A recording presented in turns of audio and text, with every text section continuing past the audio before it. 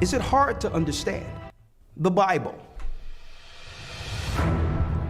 Is it hard to understand? When it comes to reading the Bible, the first thing that comes to mind is the fact that this is the Word of God. The seals have been broken, and the truth is here. And when we go throughout the scriptures, when we go throughout extra biblical records, we find that the language that God employed, that He used to create the heavens and the earth, was the Hebrew language. Christ said, I came for the lost sheep of the house of Israel. But yet no one, no religious leader, no religious church out there anywhere can now identify the 12 tribes of Israel. Can we? God is quite simple, but it seems as if man makes understanding Him hard. What are those mysteries? The truth of your book and the truth will make you free. The Hebrew and Bible Academy, you're invited.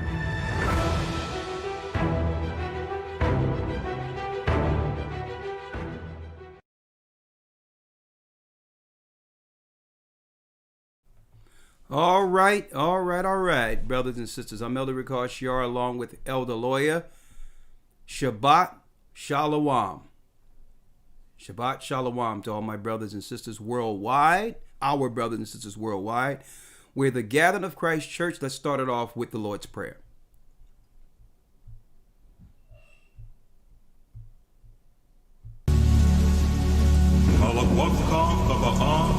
In heaven. Give us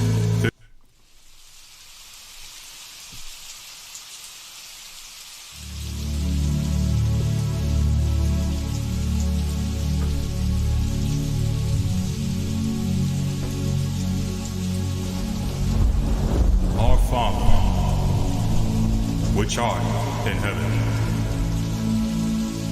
hallowed be thy name. Thy kingdom come. Thy will be done, on earth as it is in heaven. Give us this day our daily bread, and forgive us our debts as we forgive our debtors. Lead us not into temptation, but deliver us from evil. For thine is the kingdom, and the power, and the glory, forever. Amen.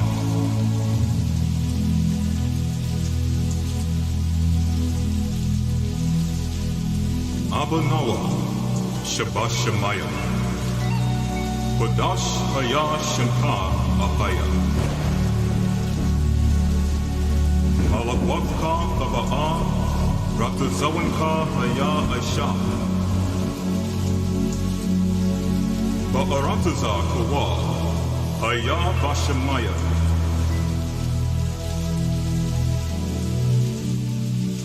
The thunder Nawa, the Kham Kau Yawam. Wasalak Nawa, Kawawaf Nawa, Wasalak Nawa, Kawawaf Nawa Wala'a, Kabayak Nawa, Anasaya Wan Abal, Awashai Nawa, Manrai Kayalaka, Kamalakwa Waha Allah, Wahatha Ha Ara, La Iwalamya, Man.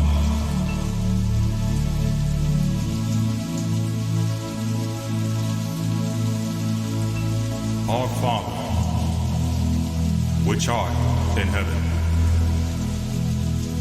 hallowed be thy name. Thy kingdom come,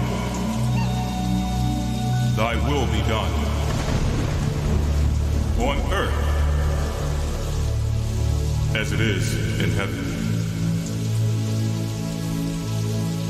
Give us this day our daily bread, and forgive us our debts, as we forgive our debtors. Lead us not into temptation, but deliver us from evil. For thine is the kingdom, and the power, and the glory, forever. Amen. Amen. Amen.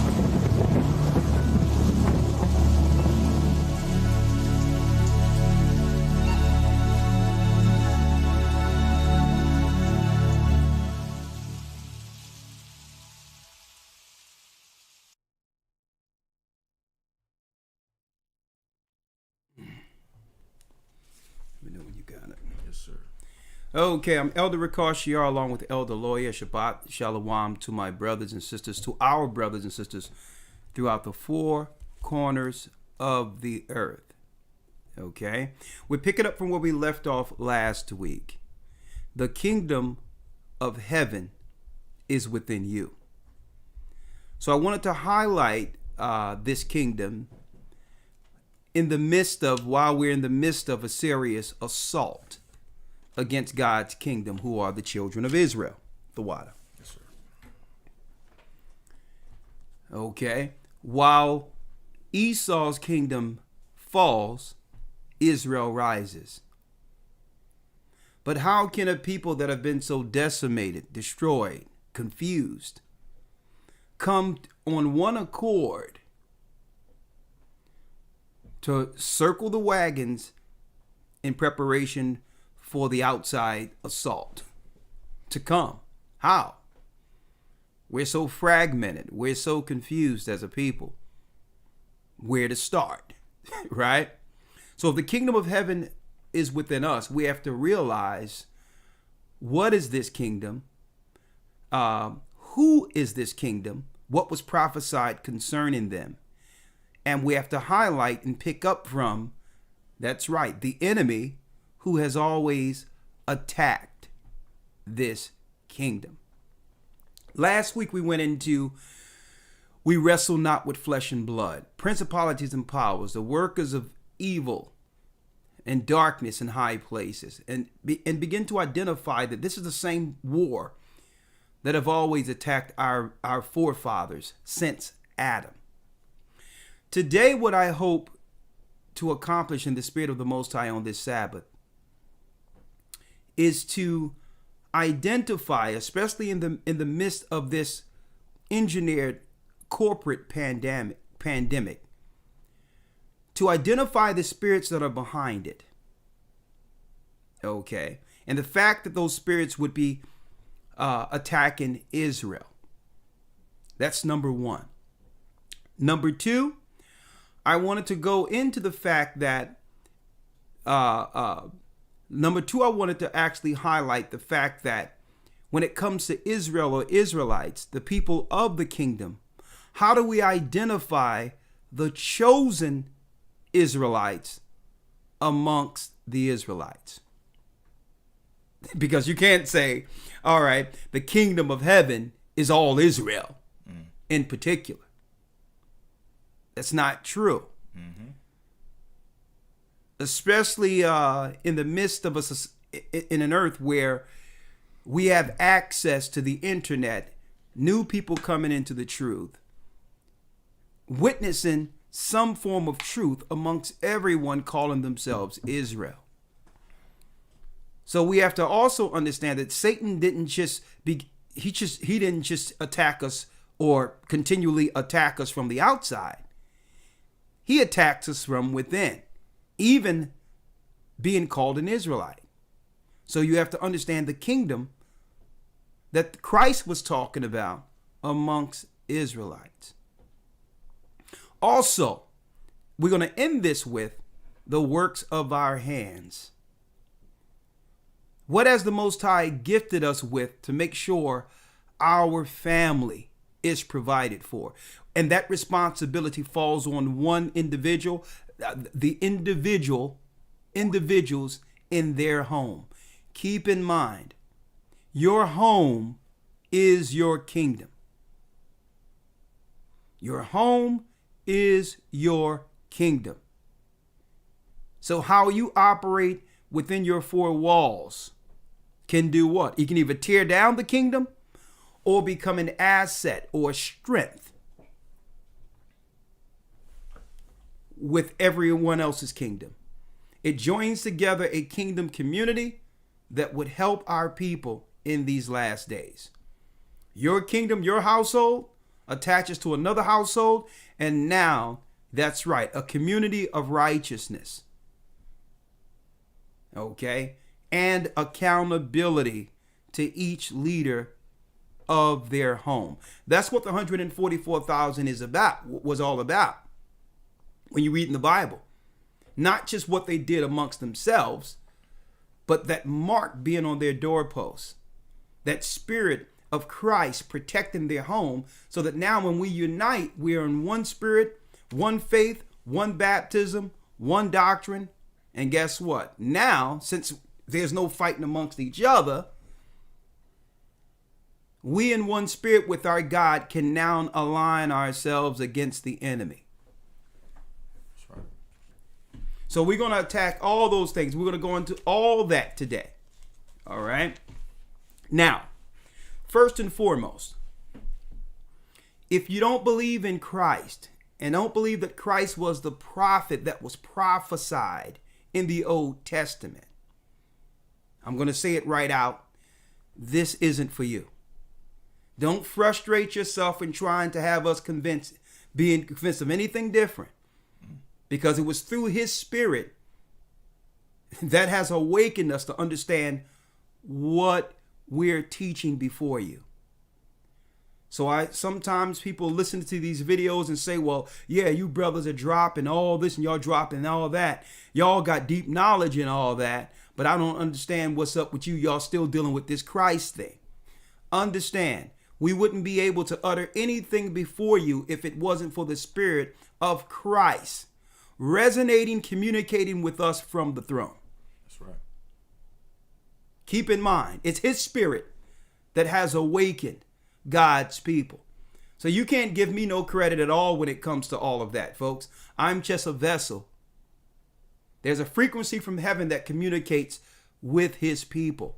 And we know that high resonant spirit that actually is resonating throughout the universe is that same light from the beginning. That's right. His name is Yeshua, the Son of the Almighty, the first begotten of the Father. And no one can convince us otherwise. So guess what? Even if you inadvertently don't believe in him, but you trust and actually respect something, what's coming from us, understand what's coming from us is from him. Okay. So what you have to do is tap into that and understand and open your heart to receive the spirit of this word, which is the Bible, on the next level. That's your responsibility to figure that out. I believe the report. That's right. I believe the report of the Son that was prophesied before the world began, who would come and establish his kingdom in this realm to set up God's people. So no, we can't. None of us can talk about a kingdom without a king. That's first and foremost. He's our king who rules from the throne. That's right. He's in the holies of holies in heaven, the highest heaven, the temple of the Almighty in the heavenly realm. Okay. When Solomon built the temple, it was a similitude. That tabernacle was a similitude. What? That's right. A smaller illustration or depiction or construct of the heavenly temple. That whole Solomon temple thing was a construct, a small construct of what's in heaven. And it's our Savior, Yeshua, the Spirit of the Anointed, who's resonating through this earth to his church. So if you don't believe in Christ, you will never understand a kingdom, because there is no kingdom without a king. That's right. first and foremost. Second of all, we're going to give you some understanding, brothers and sisters, today. Some serious understanding to why we teach the way we teach. And also we're going to introduce a few things to you. Knowing that there's new brothers, new sisters who began to hear these lessons. And these lessons has begun to resonate with you. Well, how do we know? What do we have to do to get on board to begin this journey that will gather the kingdom and the elect into the kingdom as one? What is my personal journey? What do I got to know? What are the do's and don'ts? What do I got to know? Let me figure out a few things when it comes to the guys that are in front of me, as far as why they wear those things on their head. What laws do we have to follow? It's all over the place, all these Israelites. We don't know what's true. One Israelite is attacking another Israelite and saying, well, they're off. They shouldn't be doing this. They shouldn't be doing that. And that's only confusing those who are newly learned coming to this truth. So we're going to straighten out all those things, if it be the Most High's will, this Sabbath. All right? This Sabbath. First and foremost, Elder Lawyer. Yes, sir. And another thing. Let's go. He come in the volume of the book. Another thing. We follow the whole book. We believe in the whole book. The whole book is the word of the Most High. From Genesis to Revelation. If you have someone that's looking at half a book and saying the Old Testament, we only deal with that. Well, no, that's the Old Covenant. It even tell you the Old Testament is the Old Covenant. We broke the Old Covenant. Thereby, there was a necessity for a new agreement. Okay? So anybody that's just dealing with the Old Testament, you need to write off altogether. Because Christ did his whole ministry within the Old Testament. If you don't know Christ, you don't even know the Old Testament. Mm-hmm. Okay? So anyone out there that's saying, well, I don't deal with Paul's writings, that person should be a student, not a teacher. I don't deal with the New Testament, or I deal with the New Testament, the Old Testament, but not Paul's writings. That person is unlearned. Automatically, one loses credibility if you're telling people that the Bible is the word of God, but then telling people to stay away from parts of it. Automatically, you lose instant credibility.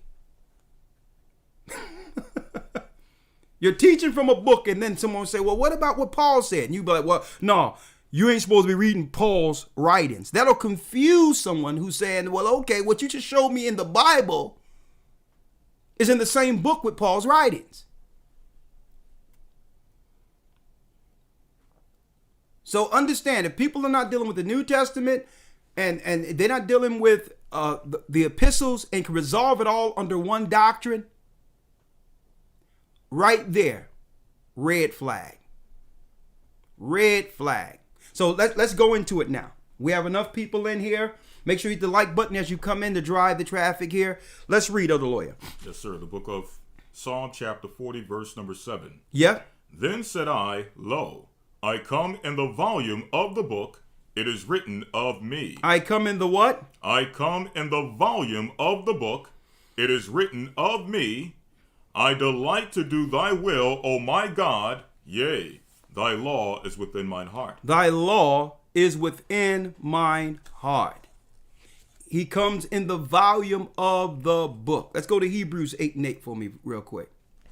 The volume. So I'm putting this out there for you, brothers and sisters. When I go into, as we break down today, the kingdom is within you. You have to understand what to ward off, what spirits would attack you, what spirits are teaching false doctrine. Someone may be more learned in the Bible than you. How do you avoid Satan using a person like that against you? There's telltale signs, and we're going to break it down. Okay? Don't let somebody try to bully you or shame you because you don't know as much as they know biblical wise yet. As far as, the nuts and bolts, as far as the tenure of actually being in the Bible for a long period of time. They'll try to, yeah, look how long I've been learning. Look how long I've been teaching. Don't ever let someone try to shame you like that. Okay, why? Because why? There's a spirit of discernment also. You may not know all the scriptures, but you know when something isn't right when it comes to the spirit of the Almighty. You don't need to know a lot of scriptures to know that even though you know the Bible, your spirit isn't right. You don't need to know a billion scriptures to know when something isn't right. So never let somebody try to shame you or try to say that go here, check this out. Like, nah, I can't receive anything from you because your spirit isn't correct. That's the spirit of the Pharisees and scribes. And we're going to hit that too. Ever learning, but never able to come to the knowledge of the truth. The truth is Christ. How can these guys had all this knowledge of the Torah, Moses, the Old Testament, and couldn't see the truth right in front of them? Talking about the Pharisees and the scribes. So there's a lot of that out there, folks, that you might think because they know about slave ships and all that, you might think they're the kingdom people. And these are the same people who've destroyed and killed the prophets. They wanted to shame Christ. They couldn't shame Christ. They became antagonists against him because he was a threat to their authority, to their haughty spirit, to their desire to rule when it wasn't time. See? So these are the people who are looking to make men their servants. And Christ wasn't going for it. So you have to recognize that spirit too. All Israel is not of Israel. Okay? We're going to touch on that today when we're breaking down the kingdom is within you. Stick with us. Let's read it. Just one quick precept. Come on. What you just mentioned. Ecclesiasticus or Sirach in the Apocrypha, chapter 19, verse number 24. Yeah. He that hath small understanding and feareth God is better than one that hath much wisdom and transgresseth the law of the Most High. Look at that. One that have small wisdom. Read that again, Lord. That's nice. Read it. Sirach 19:24. Come on. He that hath small understanding and feareth God. You that don't know the Bible as much as others, but you fear God. You have a fear. You know he exists. You seek to please him daily, even though you don't know the Bible like that. Read. Is better than one that hath much wisdom and transgresseth the law of the Most High. Is better than them that have much wisdom, may know the precepts and all that, but yet transgressive the law. And we know the law. Who embodies the law? Christ. That's right. If they're not in the spirit of Christ, and you can recognize that it's an evil spirit, even though they deal with precepts and all that, guess what? They are of the devil. Okay? Doesn't matter how many precepts and breakdowns I got the breakdown. No, you don't got the Christ is the breakdown. That's right. That's the breakdown. Then they're trying to shame you. Oh, man, you just following man. No. You're upset that I'm not following you, man.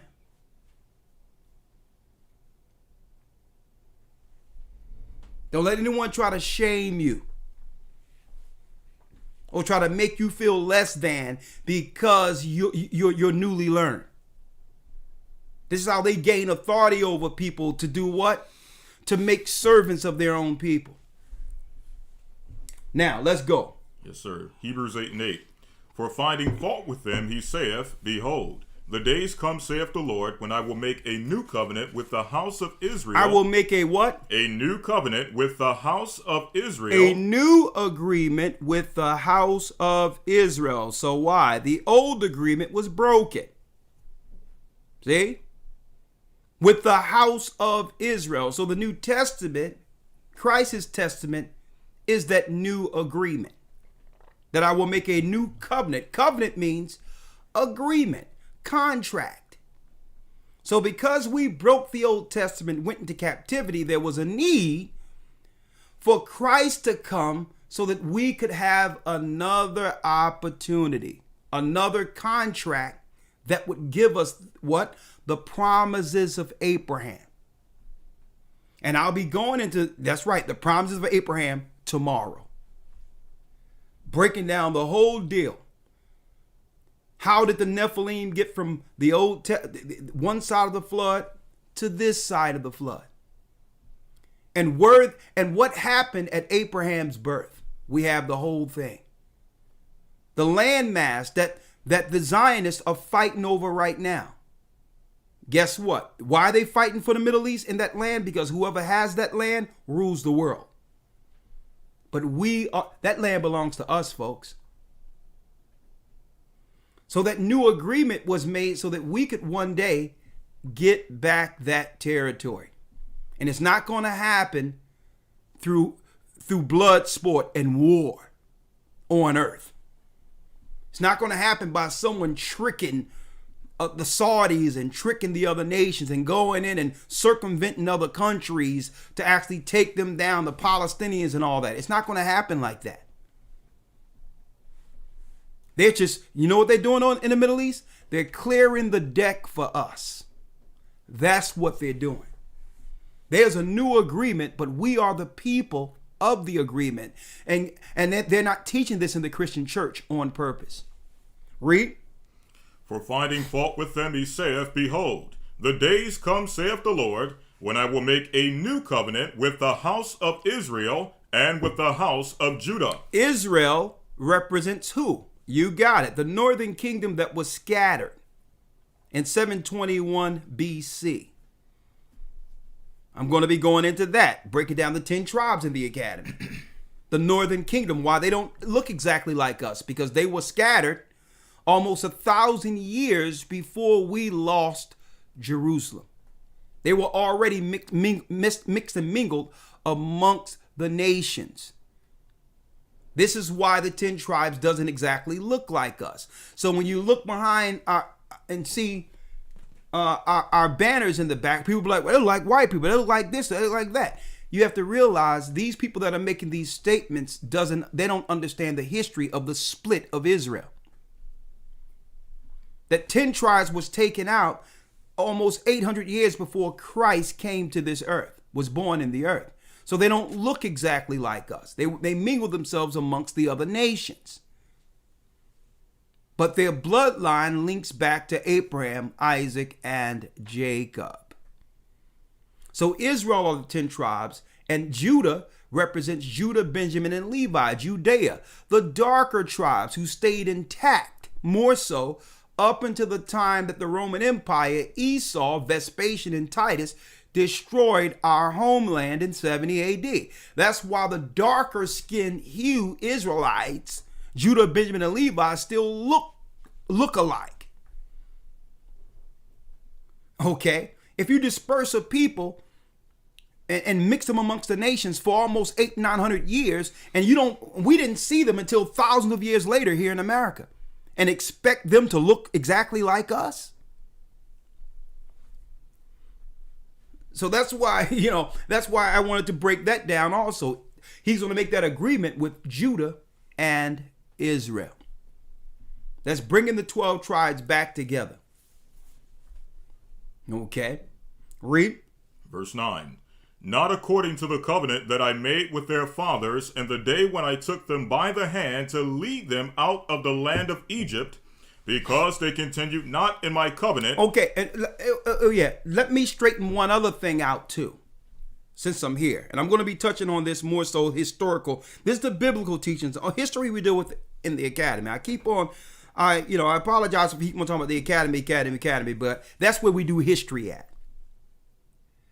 There's this misnomer out there, and I think it's through sheer ignorance, that because they found black statues and all that over here in America, that the indigenous people of America were from Africa. That's a lie. That's a lie. Okay? That's a lie.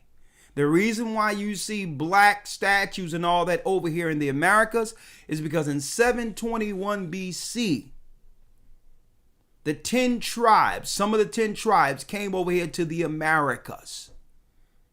In 721 BC, after we were destroyed by the Assyrians, in 721 BC, some of us broke off and came over the waters and came to the Americas. And these people weren't mixed with the other tribes that stayed in the old world. They were still Negroid like us. So when Esau came to the Americas, that's right, he saw Negroid type features. He saw Negro. These are the Negroid North American Indians, the original Aztecs and Incas and all that were black, because they were from Israel. They were from Israel and weren't mingled amongst the other nations until the conquistadors, Esau, came over and began to mix amongst the dark races here. So don't go into that, yeah, they're from Africa. We found big noses and bushes and all that. No, they were in Jerusalem. They were in Israel. They were parts of Israel. Okay? We are the Africans that was brought over into America in cargo slave ships. But they weren't from Africa. They were from Israel. Okay, let me just put that out there right now. Finish reading that part of the lawyer. Yes, sir. Verse 9. Not according to the covenant that I made with their fathers in the day when I took them by the hand to lead them out of the land of Egypt, because they continued not in my covenant. Because we continued not in the covenant given to Moses, speaking of the children of Israel.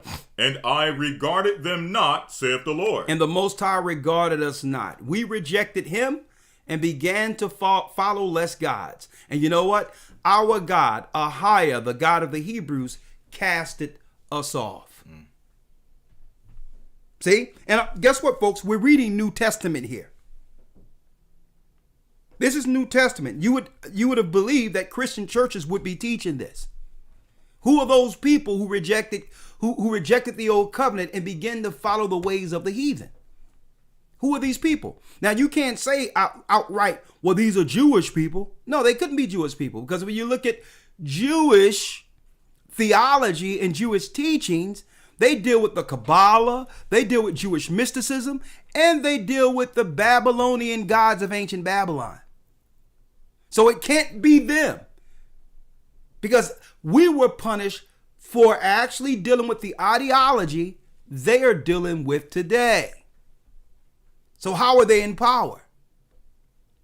If they're still worshiping and acknowledging the Babylonian gods, why aren't they being punished? Because they're not the people according to bloodline. They're the people according to conversion. And we don't deny that they converted into our ideology. I can give you the history of when they converted. Okay? During Hyrcanus. The time of Hyrcanus. So I can give you the history of when they converted. So I'm not saying that they didn't have the right to convert. We converted them. But the reason why they're not being punished for what they're doing, worshiping the Babylonian gods, because what? The accountability of keeping God's law was on us. It wasn't on them. It wasn't on them. Okay? Let me make it clear. And this is why I don't have no problem with no races of people, because I know that they wouldn't be in position if it wasn't for our disobedience against the Almighty. So it's about time we come back as the Most High's people and get what's rightfully ours. Not from them, but from the Most High. Not from them, folks. Keep in mind, what they got is because of the God they worship, who's the ruler of this world.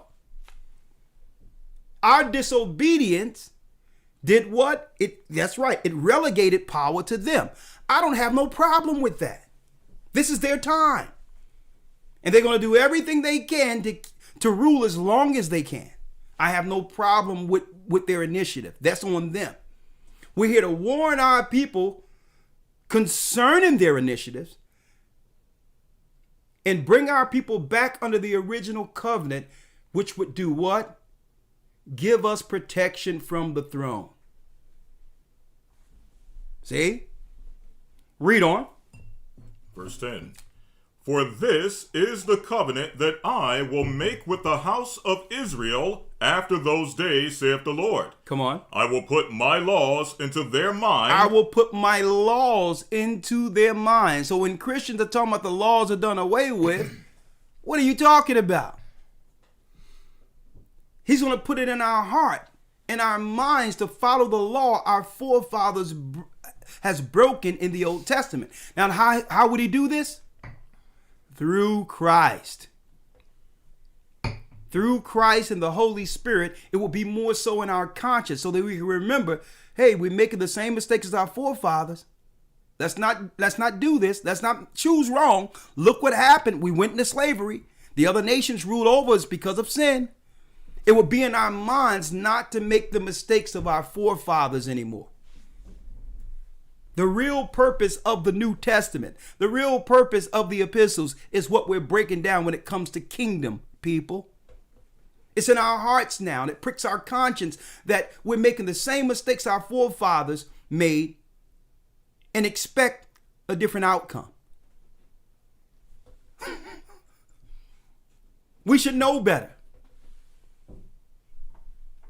We have enough evidence. There's enough evidence and enough tape out there, enough history to know that how we did it in the past doesn't work anymore. Right?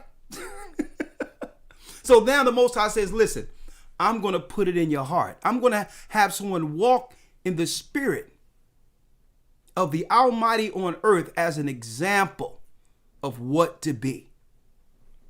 Now there's no excuse. I sent my son. The same spirit that created everything we see in the earth today, I'm sending him in the earth as the physical example so that it will be in your hearts, in your minds.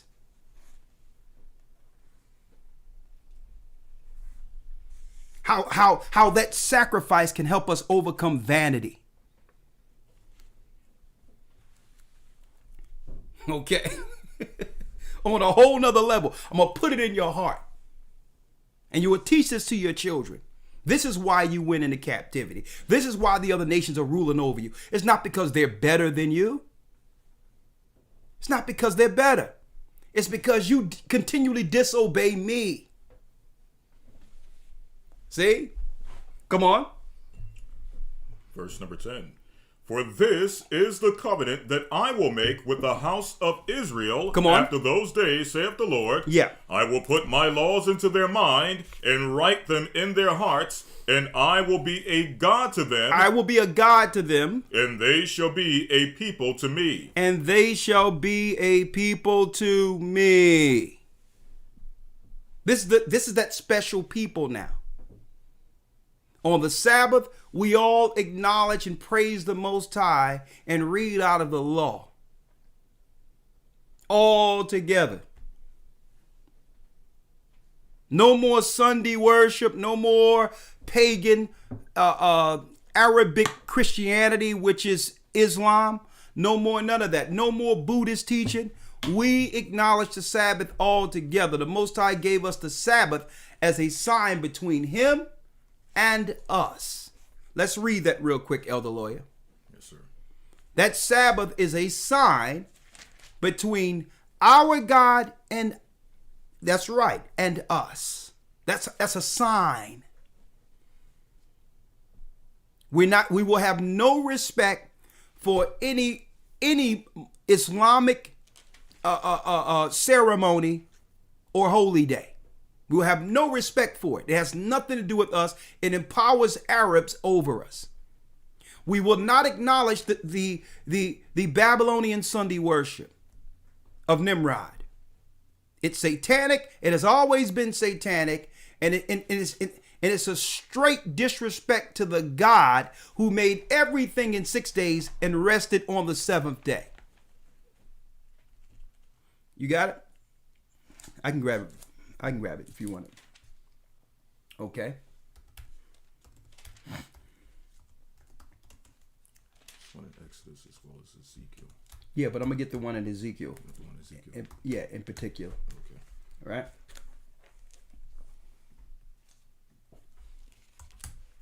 Let's get it real quick. 1 second here. Get Exodus first. I need you to get Ezekiel 46 and 12. Get that first. Right? Hold Ezekiel. Hold that. Right? Let's get that first. Right? You got it? Mm-hmm. Let's get it. Ezekiel 46. Ezekiel 46. You have it? Yes, sir. And I need you to, there's two. Get Isaiah 58.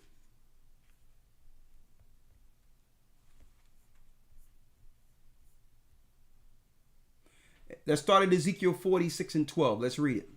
Ezekiel 46 verse 12. Now when the prince shall prepare a voluntary burnt offering of peace offerings, voluntary unto the Lord, one shall then open him the gate that looketh toward the east, and he shall prepare his burnt offering and his peace offerings as he did on the Sabbath day. As he did on the what? On the Sabbath day. On the Sabbath day, read. Then shall he go forth, and after his going forth, one shall shut the gate. And after he shall go forth, one shall shut the gate.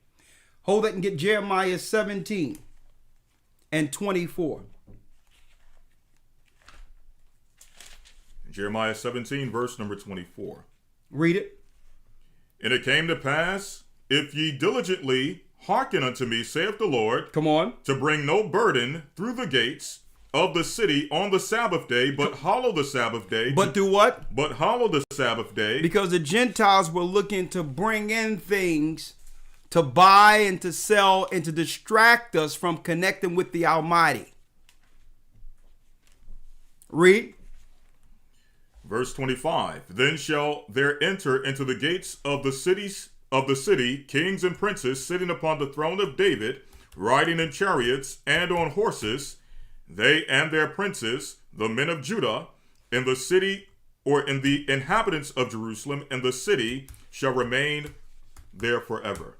And the city shall remain there forever. Folks, you can find this all through the Old Testament.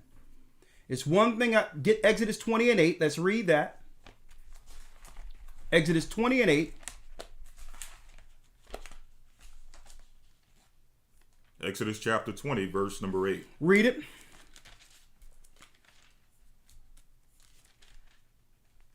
Remember the Sabbath day to keep it holy. Remember what? Remember the Sabbath day to keep it holy. Remember the Sabbath day to keep it holy.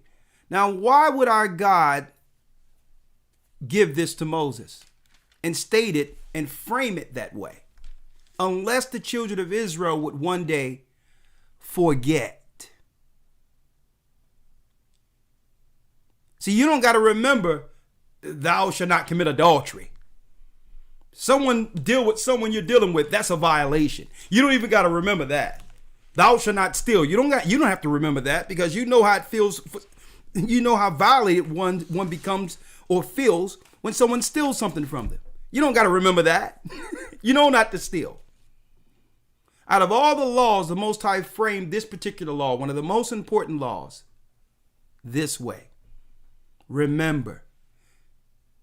Which implies that what? We would forget. We would start going to church on Sunday and have the pagans lie to us and say, well, yeah, Jesus rose on Sunday. He didn't rise on Sunday. That is a lie. That was trick. That was deception. That was guile. Christ did not rise on Sunday. When you look at that first day of the week, when it says he rose, it's that first day, it says between Sabbaths. when you look at it in the Greek. First interval between Sabbaths. See that? Christ rose like on a Tuesday or Wednesday in between that time. Okay, and the reason why people are not trying to make Tuesday or Wednesday a holy day because they know that that's utterly ridiculous. It doesn't fall in line with the ancient Babylonian first day worshipings of the sun. The S-U-N, not the S-O-N. So they trick you into a Babylonian holy day. We forgot. We forgot. So first of all, if you're going to deal with the kingdom, you have to understand that the kingdom has a holy day. The kingdom people has a holy day. Just like Arabs have a holy day. From Friday sun up to Friday sundown. Now, where they get that ridiculousness, I have no idea. I could care less. It has nothing to do with our holy day. Okay? Islam is one of the more newer religions on earth, and they mumble and jumble all types of different ancient practices into their new ideology. They got a little bit of Judaism, a little bit of a little bit of Christianity, a little bit of Babylonian mysticism, all of that mixed and jumbled into one religion. So while they do that, I could care less. Okay? Our God didn't tell us not to remember that day. That's not the Sabbath day. The Sabbath day, according to the Bible, is Friday sundown to Saturday sundown. And you have people out there saying that, no, it means when the sun come up on Saturday. That's a half a day. That's not a 24-hour cycle. So that's off too. It's not a sunrise. So we're making it clear to put everybody on code. I don't care how convincing they might be. If someone was to go into the scriptures to show you sunrise, sunrise, sunrise, sunrise, and you don't know the Bible, and that's all they're showing you, you're going to be like, yeah, man, why people ain't teaching that? Because it doesn't make any sense. It's nonsense. The evening in the morning was the first day, according to the Bible, which means what? A day begins when the sun go down, because all of this was made out of darkness first. So when the sun goes down, that's right, it's going into a new day. Because darkness was first, then light. Got it? So I'm really helping out the newer people who may be coming through and need to know how to begin to transition into this walk without the confusions that are out there. Read. Ezekiel chapter 20, verse number 12. Come on.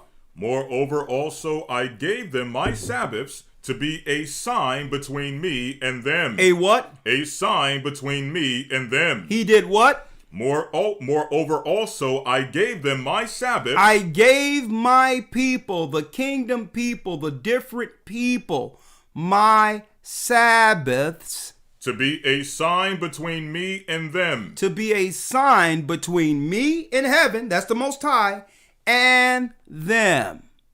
That's a sign to the whole earth that these are my chosen people. Chinese people aren't going to be doing this. Esau and the Edomites in their Roman Empire aren't going to uphold this. Arabs who envy Israel is not going to do this. The sign between the throne and my people is when all of them are on code with the Sabbath. There's no such thing as a lunar Sabbath. There's no such thing as a half-day Sabbath. And it's deep because it's only comes when it comes to our holy day, people have different interpretations of how to actually deal with it. Only when it comes to our Sabbath days, people begin to ask questions. Oh, well, how do we know that the calendars aren't mixed up and any day can be a Sabbath? How do we know that Sunday isn't a Sabbath? Only when it comes to the Sabbath, where we come with all these different ideologies and arguments and theories. But the Christian church, they can have Sunday as their holy day every Sunday unquestioned. Why is that? No one asks, well, how do you know that that's the holy day? How do you know that that really wasn't a Monday back in the day? Right. When it comes to the Arabs, every Friday sun up to sundown, they're all on code together, and no one is questioning the calendars and nothing about that. You notice that? But when it comes to Sabbaths, folks, now everyone coming up with their new idea of what a Sabbath is. Oh, it's when the sun come up on Saturday. Just to confuse the masses. These are people who claim to be Israelites. Or, no, the lunar Sabbath. We have to look at the moon, the slither of the moon, and count that, and it falls on Wednesday this day and Thursday this day. Or you have people that's following the Jewish Sabbaths, which is off. Why? Because when it comes to the moon comes in 10 days early each year. A lunar cycle, for an annual lunar cycle, is 354 days. And it breaks it down in Enoch and all the ancient records before the flood, that the Most High even told Moses in the book of Jubilees that make sure you tell my people that an annual year is 364 days. It's 52 Sabbaths. And if they begin to go off and follow the moon only, they're going into captivity. They'll be following the Gentile holy days. And now they're defiling the days unconnected with the heavens when the angels deal with these days in heaven. See? Eventually these people are going into captivity because they're not connected with the throne. 364-day cycle, 52 Sabbaths is a calendar year, not just with the moon only. The moon follows the sun through portals. You can't keep time with one hand on a watch. Okay? It takes two hands. And in the heavens, the two hands that keep time is the sun and the moon together. 364-day cycle. Therefore, every holy day is on a fixed time each year. The Passover comes in on a Sabbath every year on time. Same day. It doesn't switch. Friday this year, Thursday next year, a Wednesday or a Monday the year after. That's confusion. Read that again, Elder Lloyd. And again, you can go to Gathering of Christ Church, gatheringofchrist.org, and get your calendar, because we the Most High already gave us the information to give you the research to get on time. Let's go. Ezekiel chapter 20, verse number 12. Moreover also I gave them my Sabbaths to be a sign between me and them, that they might know that I am the Lord that sanctify them. That I am the Lord that sanctify them. Now, all right, let's go.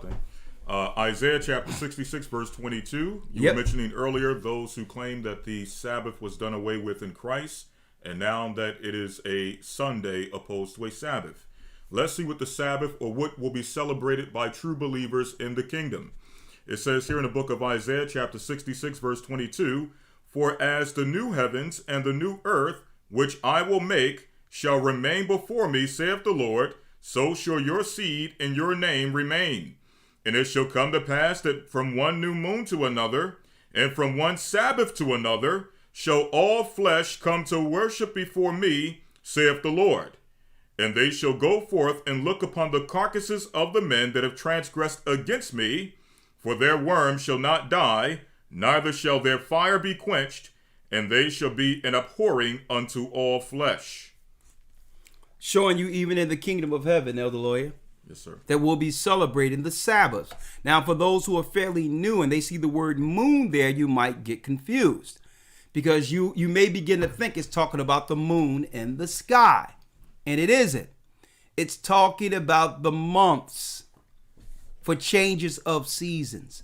These were the new moons, or the new months. Okay? You would have what? 1 month. the beginning of a season, spring. Count 30 days. And then on the 31st day, what happens? A new month.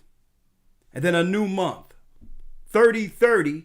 And then what happens on the next 30? That's right, 3 months. And then there's another new month. That becomes from spring to summer. You get 30, 30, another 30. And then down here, you're going to have a new month. That will become autumn or fall. The Bible calls it new moon. But when you look in the Hebrew, it's month, not the moon in the sky. And this is where people are going off, not being able to break down a 364-day calendar. They think it's speaking of the moon in the sky. And it only means a month, which separates seasons. Then you count 30, 30, 30 from autumn, and you'll get what? Winter. 30, 30, 30, spring. See? It's that simple. It was new month, dividing the year in seasons. See how simple that is? When you understand the Sabbaths. So it not only breaks down weekly Sabbaths, it breaks down Sabbaths of seasons so that we would know as a people, that's right, when to plant, when to harvest, when to bring food into storage for the winter, and to complete that cycle of life from one year to the next. It was all implemented within understanding the Sabbaths. Got it? Come on, let's go. Yes, sir. Ezekiel chapter 20, verse 12 again. You read it? Yes, sir. Moreover, also I gave them my Sabbaths to be a sign between me and them, that they might know that I'm the Lord that sanctified them. That I might know that I am, Ahia is the Lord who's cleansed or sanctified my people. This separates my people from everyone else.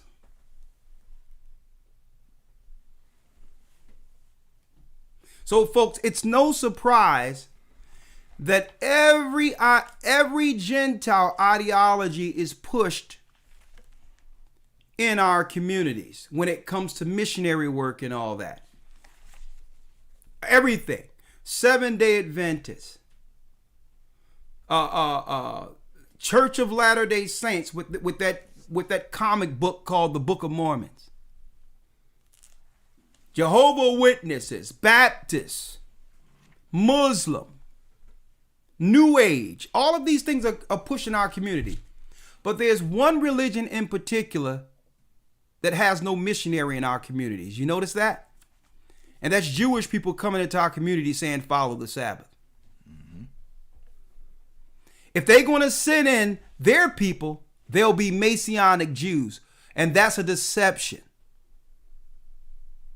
That's deceptive. Because no, if you're going to come into our communities and be acknowledged as Jews, then I need you to bring in the information on our Sabbaths. We don't want you to bring in some other thing that would acknowledge you as the bearers of Christianity.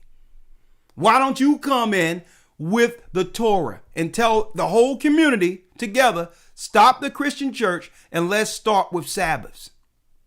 They'll send all these others into our community, the Latter-day Saints, this, that, and the other. Charles Taze Russell, Jehovah's Witnesses, Islam, Chinese Buddhist temples, Babylonian East Indian temples. All these people just tearing us apart with all these different days of worship. But yet, the synagogue is right around the corners, not too far from us. And they don't proselytize and come in our communities and say, no, what we're doing is right. And we know what we're doing is right. Put that down and do the Sabbath. You know why they don't say that? Because by default, if the Torah says that the Sabbath is a sign between him and his people, by default, they become the chosen people. They're the sign that everyone else must do what? Acquiesce under. They become the authority because they can say amongst themselves, well, listen, we're the only people that are really following it. Mm-hmm. So by default, we must be the chosen people because in the Torah, it's the sign. So they'll show it to their children and say, look what black people are following. The sign that we're the people is our Sabbath. We're not forcing them. They can actually follow God, but they choose to be heathen. They're scattered all over the place. They can't be the people. And their children are learning that in their synagogues. Their children are learning that the sign is, it doesn't matter what my ideology or belief is, you're going to find me in the synagogue networking with my people on the Sabbath. It's tradition.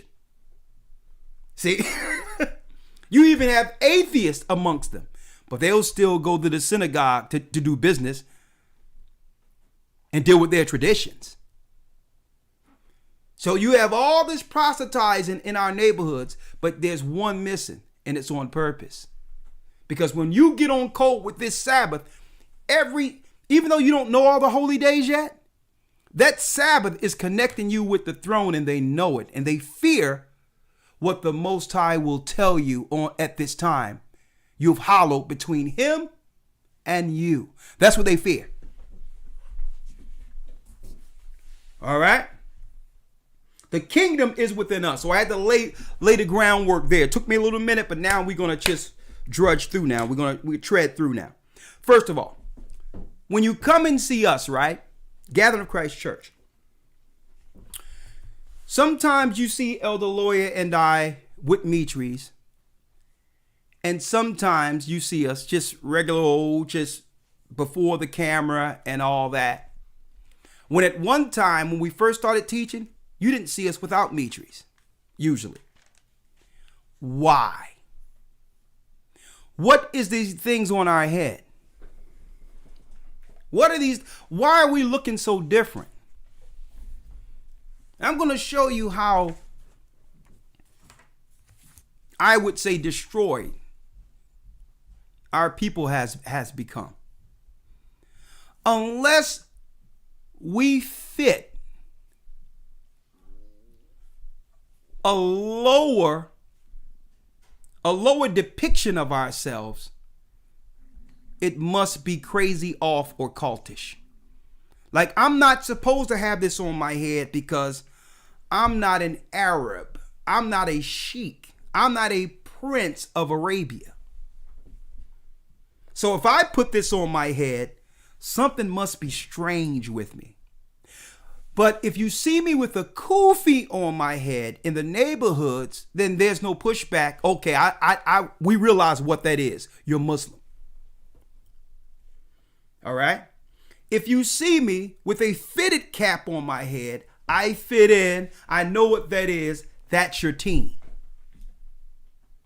But when we put on something royal and regal that the Bible tells us to put on, it is off. It's crazy. What's that thing on your head? And our own people try to shame us. What's that on their head? You know why? Because if I was an Arab here or imam here, guess what? I would be honored, which is a straight disrespect to the chosen people of God. And something is going on with our people. I'm going to tell you this because Arabs and other nations aren't going to allow you to disrespect their authority like that. But our people think it's okay. And you don't realize how the other nations deem that or see that. Just because you don't understand it doesn't mean it isn't from the Most High. This is a sign to you. So what we have to do, especially you people who aren't used to this, we have to break it down and say, well, listen, you should have read the Bible and know that this is in the Bible. And there's a reason why, not like the Old Testament, not like the old time, that we don't have a beanie in between. As you can see, My head is open. The center of my head is open. And there's a reason for that. There's a reason for that. So if you're fairly new, let me break down why you see the Gathered of Christ Church, right, wearing a mitre. Let's go to Zechariah 3, Elder Lawyer, and let's start at the 3rd verse. Yes, sir. Zechariah chapter 3, verse number 3. Read. Now Joshua was clothed with filthy garments and stood before the angel. And he answered and spake unto those that... Now this Joshua symbolizes Israel. Read. And he answered and spake unto those that stood before him, saying, Take away the filthy garments from him. Take away the filthy garments from my people. And unto him he said, Behold, I have caused thine iniquity to pass from thee. So what made our garments filthy? Sin. Transgression the laws given to us through Moses. So through Christ, we do what? We acknowledge our sin and our filthy and our disobedience against the Most High, and we become baptized. And at that time in heaven, we're given what? A white garment that represents our acknowledgement of how filthy we were. Read. And unto him he said, Behold, I have caused thine iniquity to pass from thee, and I will clothe thee with a change of raiment. I will clothe thee now with a change of raiment. That's the white robes you read about in Revelation. After baptism, after acknowledging that we fell victim to the sins of our forefathers, and now in that agreement, we make a promise to our Father to undo the sin by walking in the path of his Son Christ.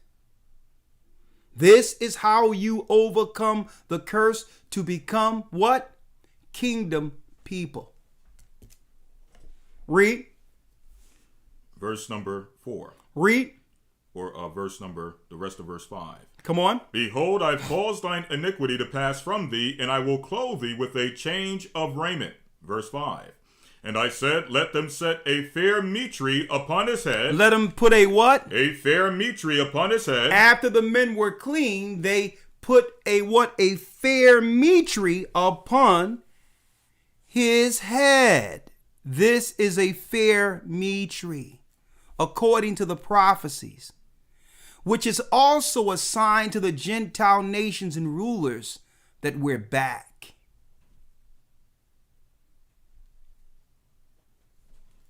That we're back and we're no longer under their spiritual power. When we wear a kufi, we're outright announcing that we're servants to Arabs. Okay? So when we wear the things they've produced, their hats and all that other crap they, in certain instances, this is showing that we're servants to the Gentile powers. But when we put on this, there's no scholars anywhere that said to put on this. And through it, they recognize what? Our minds have been freed from their deceptions, from their bonds.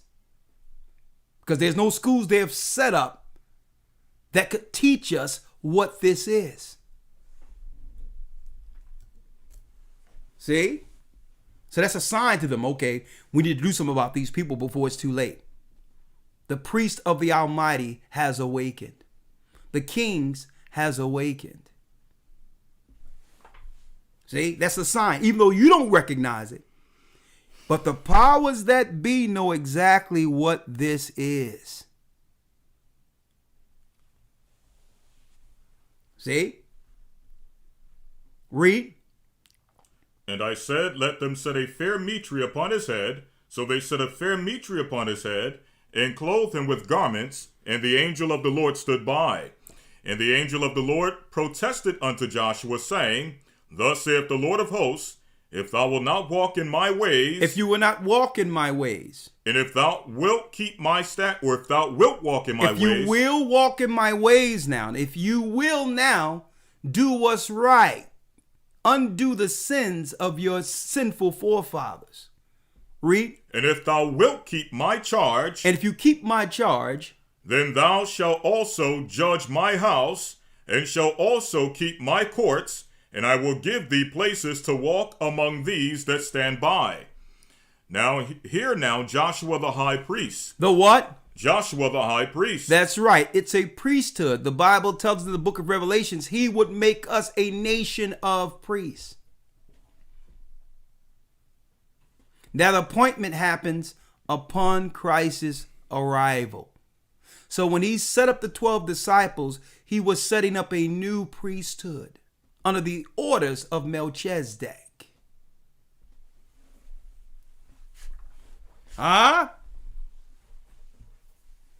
So now that's not weird to you anymore. Aaron's sons had the Mitri. But since Levi fell, it tells us in the book of Revelations 5 and 10 that he will make us a nation of priests. And when Christ returns, guess what? He's setting up his priesthood. 12 disciples, fair Mitris. 144,000, fair Mitris. This is our crown. Okay? And it's a low-key sign to the Gentile nations that they have no more power over our minds. When they see this, they know this ain't no towel wrapped around our head like an Arab. They know that right now this signifies to them we're free of their deceptive ideologies and religion.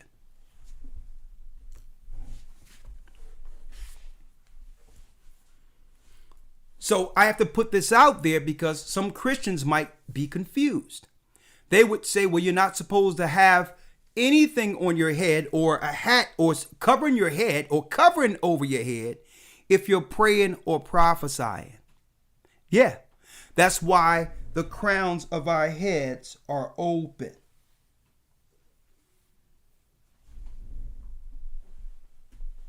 See, just totally move the naysayers out of the way. Understand that Christ comes in the volume of the book and not just relegated to the understanding you understand him on. There's higher understandings. The Bible is manifold. So the reason why I had to highlight that, because why? Some people have put out, they're only trying to look for something that's wrong to put a stumbling block in front of you.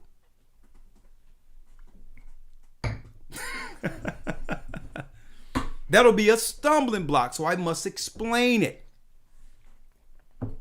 Now, the reason why you see us sometimes with Mitris and sometimes without. Let's go to 1 Corinthians 9.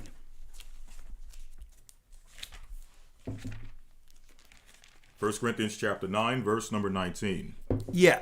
For though I be free from all men, Though I be free from all men, which means we shouldn't really have to explain everything. Read. yet have I made myself servant unto all, that I might gain the more. But we make ourselves servants to all that we might gain the more. The work should do all the explanations in itself. But the Bible tells us that, you know what? Everyone is not on the same level to understand certain things. And the way you look, what you put on, based on someone's education or upbringing or environment, might offend them. Because they don't have an understanding to what they see. They've never seen anything like this before. So the Bible tells us that we have to do what? Verse 20. And unto the Jews, it says here, verse 19, Read. I have made myself servant unto all, that I might gain the more. That I might gain the more. Read on. Verse 20. And unto the Jews I became as a Jew. As a Jew, I became as a Jew. So there's Israelites who understand what fringes, borders of blue, mitris are. Okay? They understand that. So if I'm going to gain those who know the law, I have to put on the attire in respect of what they believe. See, Paul understood the law. He was born a Pharisee. So he knew that he couldn't come in to the temple to convert them or convince them of Christ wearing Gentile stuff. It would offend them. Right? So he had to work with them on the level they understood to bring them to Christ. See? So for those who know we're Israelites, they know what this is. And they know that, listen, we understand the law. But then you have other guys look at it and they would say, well, I want them to have a beard. No, listen, again, no man should be looking at another man's face or whatever and saying what they like, what they would like concerning how that man looks. Okay? And don't try to put what your view of what an Israelite is on what God says or what the Bible says. Okay? Because the Bible don't give us a law that we must grow beards all together the same and all that. There's no law on that. Okay? So if you don't like the way I look, what you do is you black out the picture and listen to the words. Because the Most High is bringing forth the spirit of understanding. Don't let how I look be a stumbling block to you. Because wisdom doesn't come with someone just because they have a beard. You can have a beard hitting the floor and be a starch fool. So I'm putting it out there because some people like, well, because they grow and all that. Like, yeah, no, this is not what you would call a testosterone contest of who can look more manly. It has nothing to do with that. A man shouldn't be looking at another man saying, well, I sure would like him to have a beard. That's not cool. That's the wrong spirit. So you have to get the knowledge and understanding. Okay, when it comes to the outward appearance. Get the knowledge and understanding of it. What about when there's vows and you have to cut off all your hair? Is that sin? The vow of the Nazarite. You do it for a certain amount of time and you cut your hair bald, you cut all the hair off your face. So what is that? So I'm putting this out there, brothers and sisters, because people would like make you believe that an Israelite is a certain outline. Cookie cutter. Yeah, cookie cutter that you can recognize as an Israelite. Folks, it's not how I grow my hair or whatever the case that make me an Israelite. The blood running through my veins is Israel. Okay? So the outwardly doesn't make you an Israelite. Let's make that clear. Let's get that real quick. Romans 2. Because if we're going to talk about the kingdom, brothers and sisters, you have to understand people are trying to shame you and all that. And I had this brother, I talked to a brother the other day, and he's saying, boy, listen, man, what's up with my facial hairs? And I'm talking to the brother. I'm like, brother, all the understanding that I'm teaching right now, that's what you're concerned about? Brother, what are you looking at me like that for? Give me a scripture where I'm supposed to look how you want me to look. So we have to break these stereotypes. We have to break we have to break the mold of what they're claiming is an Israelite, folks. Because 9 times out of 10, it's actually shaming what Christ says is an Israelite. We have to break that mold because the mold they're putting out there is to deem people radical terrorists. Mm-hmm. And you have to break that mold because they've made a mold that's against kingdom people. Again, I don't have no problem with beards. But you don't know what my plans are. And why I decided I'm calculating things to how I look. But that's my business that I need not to share. Okay. When the time comes, yeah. I think I would have a nice dark salt and pepper type deal going on. But guess what? That's my business. I see it. Yeah. But it's going to be when I need it for what I need it for. Okay? If I can mention one thing real quick. The issue when you create the cookie cutter image of what an Israelite's supposed to be, we usually say that if Christ was to come off the cross, many Christians would be vying to put him back on the cross. Well, by the same token, because Israelites have created this structure of what you must be as an Israelite, if Christ was to come off the throne or come off the cross, a lot of Israelites would be vying to put him back on the cross because he would not fit into this 21st century cookie cutter image of what an Israelite is supposed to be. Exactly. And I mean, sometime throughout the years, I've seen some of the young guys who don't know any better. Oh, look at him. Yeah, he's babyface. You know what? You know what? To me, it's funny. I mean, when I say it's funny, I laugh because, I really believe it's funny. I laugh at it. It makes me feel like, okay, like a Dave Chappelle skit or something. I don't feel upset. I'm not mad at him. I'm like, babyface. I laugh. I laugh with them. I'm not offended. I'm like, well, listen, doesn't matter. Keep looking. You're going to learn something. And it's okay. Keep looking. Okay, I might not be appealing to you. Because I don't know, maybe if I grew my beard, would that make the scriptures pop out and give more understanding? I don't know. But I'm not offended because of it. I'm just breaking it out, brothers and sisters, where someone would try to point out things. Strain at a gnat, but swallow a camel, like Christ said. Because they're looking for something wrong.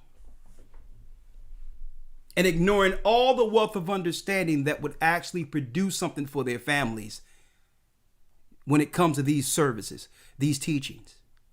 Let's go back to where you was, Elder Lloyd, because there's more on that. To gain all men. All things. Yeah. Because to a Jew I became a Jew. Let's go down to the rest of it. Verse 20, Romans 9:20, or 1 Corinthians 9:20. Yeah. And unto the Jews I became as a Jew, that I might gain the Jews. Come on. To them that are under the law, as under the law. To them that are under the law, That I might gain them that are under the law. Read. To them that are without law, as without law, being... To those that were without law. That means if these people seen us looking a certain type of way, strange in attire opposed to Jews who know what we're wearing, that could become a stumbling block to them. Read. To them that are without law, as without law, being not without law to God. Being not without law to God, you're not breaking the laws and the commandments. But under the law to Christ. But under the law of Christ. Knowing that being an Israelite and walking as an Israelite could offend and be a stumbling block to those who are without the law, who haven't come to this knowledge yet. If you say the word Israelite, automatically they'll relate you to something radical that they seen screaming at people, cursing people out. And now the gospel has become, you trying to bring the gospel to these people, and now they're relating to people they're relating you to people whose actions are against the gospel. See? So Paul understood that. Paul understood that. That means I can sit down with a Christian who have no idea that I'm an Israelite. And I can break down the manifold wisdoms of the Most High in Christ. And only for them to ask me, where did you get that understanding from? And I can say, we're the children of Israel. It was always ours. See? I put Christ first. My outward appearance when I deal with people isn't a stumbling block to them. Someone that may look like an Israelite has already turned them off from seeing the kingdom, which is our responsibility to show them the kingdom. I don't have to deal with my interactions as an Israelite first. All of my interactions must be Christ first. Or you'll become a stumbling block to those who are without. That's wisdom. It's how I interact and treat other people that leads them into being more inquisitive to how I came to this understanding. And that's when I dropped the bomb on them. Where did you get this from? What school did you learn from? Where did you get this about the angels and the breakdown of how the angels are operating in darkness against us and all these things that Christians want to know on the next level? And I said, listen,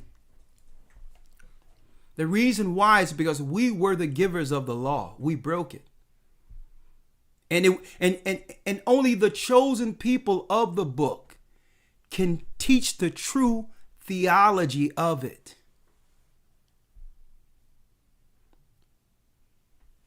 That's it. And then I go into all the history and all these things and like, whoa, this is blowing my mind. And you know what they usually say after that? I knew we were more than what they were telling us. I knew, they'll say it just like that. I knew it. Mm-hmm. I knew we were greater than what they were saying. But if I was to look and act like those that were out there, it would have been a stumbling block, and the Spirit of the Almighty wouldn't have used us as a vessel to convert those who are on the outside. Finish reading what you got, Aloy. Yes, sir. Verse 22. To them that to the weak became I as weak. To the weak I became what? As weak. As weak. That means, listen, you have to be able to condescend to a lower level. They may not have all the knowledge. They might not have even the regular worldly education that we have. But it doesn't matter, because Christ is going to use, he says, through the mouth of babes, I will teach this people. We have to condescend to the lowest level of our people, understanding that that's where Christ will meet them and educate and grow them from there. Mm-hmm. See? Read. To the weak became I as weak, that I might gain the weak. Come on. I am made all things to all men. I'm made all things to all men. That I might by all means save some. That I might by some means save some. See? You become all things to all men to save the people. It's not what you would call selling out or compromising. Is being what that brother or sister needs to see Christ. Mm-hmm. So if what I put on is a stumbling block to my people, I'll take it off. As long as we're in this word, we can learn together, and then the understanding comes to why I put certain things on, according to that person's respect of the word. But we as teachers must what? We must get them there. We can't blame them for not being there. We have to get them there. See? That's what teachers, that's the gift of teaching. That's the gift of teaching. To know that sometimes who we are in the flesh can be a stumbling block to people who are without. And we're already behind the 8 ball, knowing that the majority of Israelites out there, even though there's truth in what they're saying, isn't the example Christ established. And being rough around the edges, being brutish, can actually stop up the kingdom to have people believe that, okay, I don't want to deal with this nature if this is what it means believing in the Bible. I don't want to deal with the people like this if this is what the Bible does. And all together they began to do what? Renounce the Bible. When the Bible doesn't teach people to be brutish, disrespectful. All right. Hold tight. We're coming back with part 2. Hold tight. We're going in. And at the end of this, I got a video. At the end of this, I have the video. More information on the Colt 45 test. Okay? I'm at the end of the video. So hold tight. Part 2 coming up. Hold tight. The kingdom is within you. Part 2.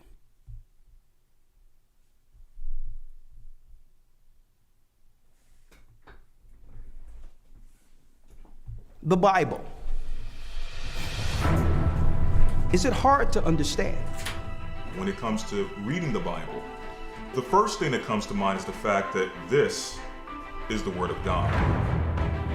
The seals have been broken, and the truth is here. And when we go throughout the scriptures, when we go throughout extra biblical records, we find that the language that God employed, that He used to create the heavens and the earth, was the Hebrew language. Christ said, I came for the lost sheep of the house of Israel. But yet no one, no religious leader, no religious church out there anywhere can now identify the 12 tribes of Israel. Can we? God is quite simple, but it seems as if man makes understanding Him hard. What are those mysteries? The truth of your book and the truth will make you free. The Hebrew and Bible Academy, you're invited.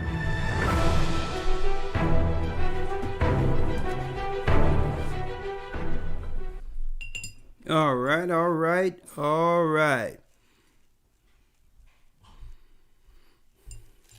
Hebrew and Bible Academy, that's right. We're going to be going into, that's right, the promises of Abraham, breaking down what happened when our father Abraham was born. Okay? And the promises that went from him to the children of Israel.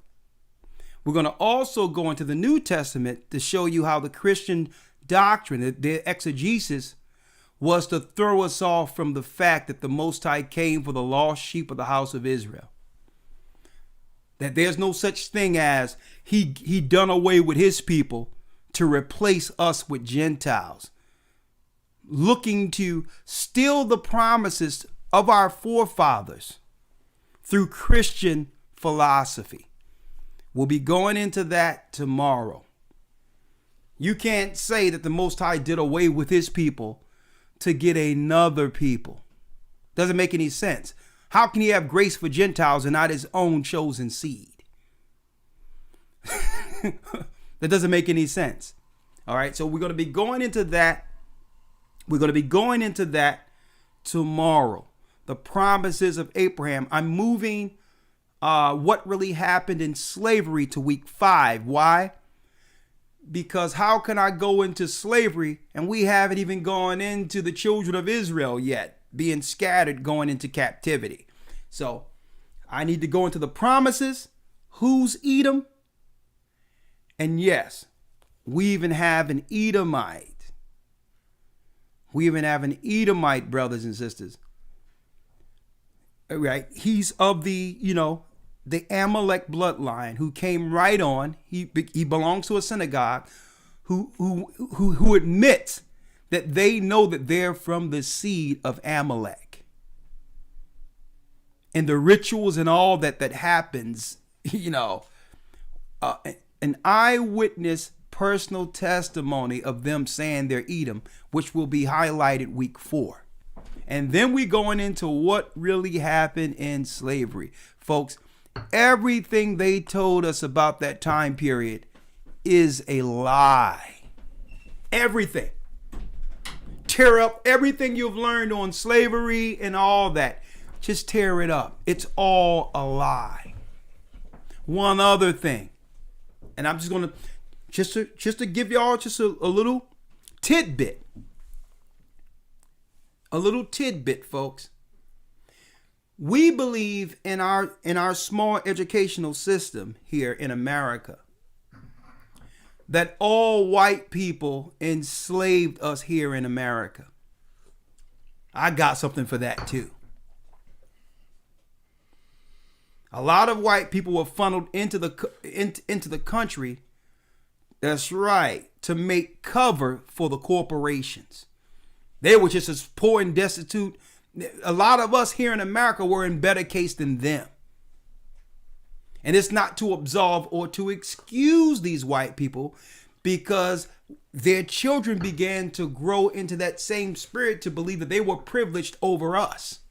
Allow themselves to be used. Yeah, allow themselves to be used with that thought of having black people think that they were better simply because they were white, because they were the great slave masters, knowing that their forefathers weren't in control of nothing. Their immediate families wasn't in control of nothing here in America. A lot of these white people that came from other countries were cast-offs. Their country didn't want them. So I'm going to go into, man, we're going to cover it from every angle. Esau's angle. And, man, let me tell you, folks, the more I go into this history and research it, man, there's no other people like our people. There's no, and I'm not throwing shade on anyone else. I'm just saying, I don't know any other race of people who would have persevered through all this and still come out great, and not understanding where that greatness comes from, but still be great from one generation to the next, excel above everyone. Excel above everyone, with all nations working to suppress and to keep this kingdom down, we still excelled. What nation would have went through this and still excelled? They would have given up already, folks. Week 5. I'm going to tell you. I'm going to hold it there. Hebrew and Bible Academy, go to historytimes.org. Wait till you see the white papers, the research, and what, man. I wake up 3-4 in the morning. I'm still putting everything together, pieces together on it. And I'm glad I'm not doing it in week 3, because the more I research it, the more comes out. Folks,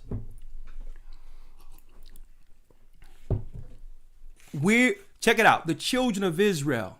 What made Africa great? The children of Israel made Africa great. We're going to go from Africa to America. 70 AD, they took us down. What made us great after running into Africa? How did we become such a force in Africa? The Most High. From Africa to America, what really happened in slavery? Man, we're the children of Israel, man, and I can see why the nations have inundated us with religion.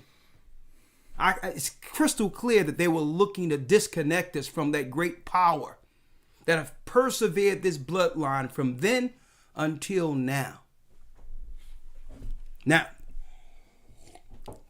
historytimes.org. Now, since I'm talking about attire, the kingdom is within us, right? Elder Lawyer, let's go to Romans 2 real quick. Romans 2.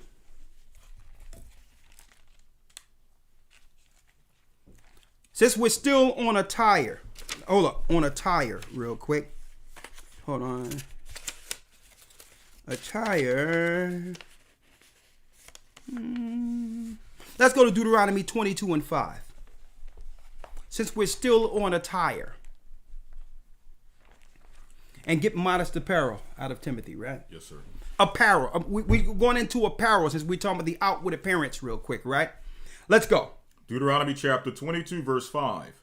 The woman shall not wear that which pertaineth unto the man. So when we talk about being an Israelite, kingdom people, there's cut and dry laws when it comes to our outward appearance.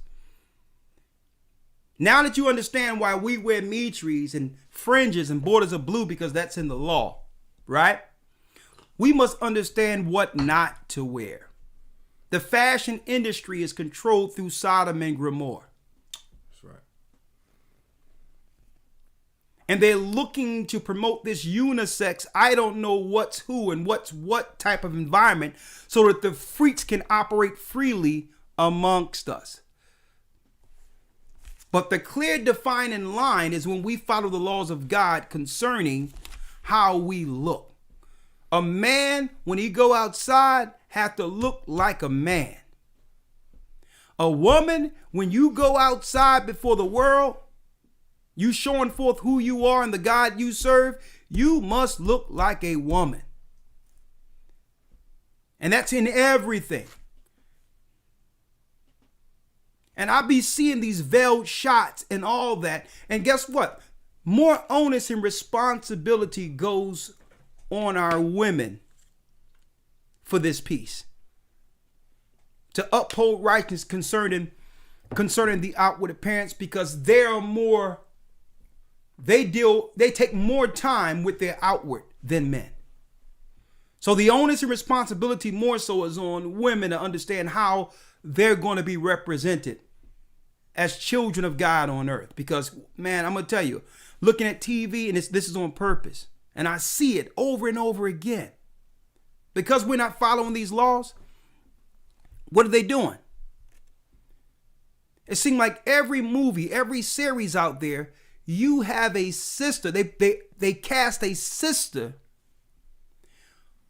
with a shaved head or low hair, or a bigger sister with low hair right next to a white woman with long, pretty hair. And I don't see nobody out there saying, well, hold up. This is calculating. When the Bible says a woman without a hair, it's a shame for a woman to be bald, according to the Bible. It's a shame.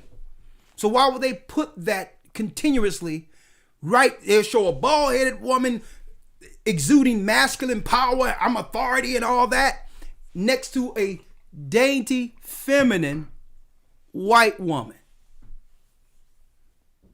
It's programming. When it says you're not supposed, men, read it again.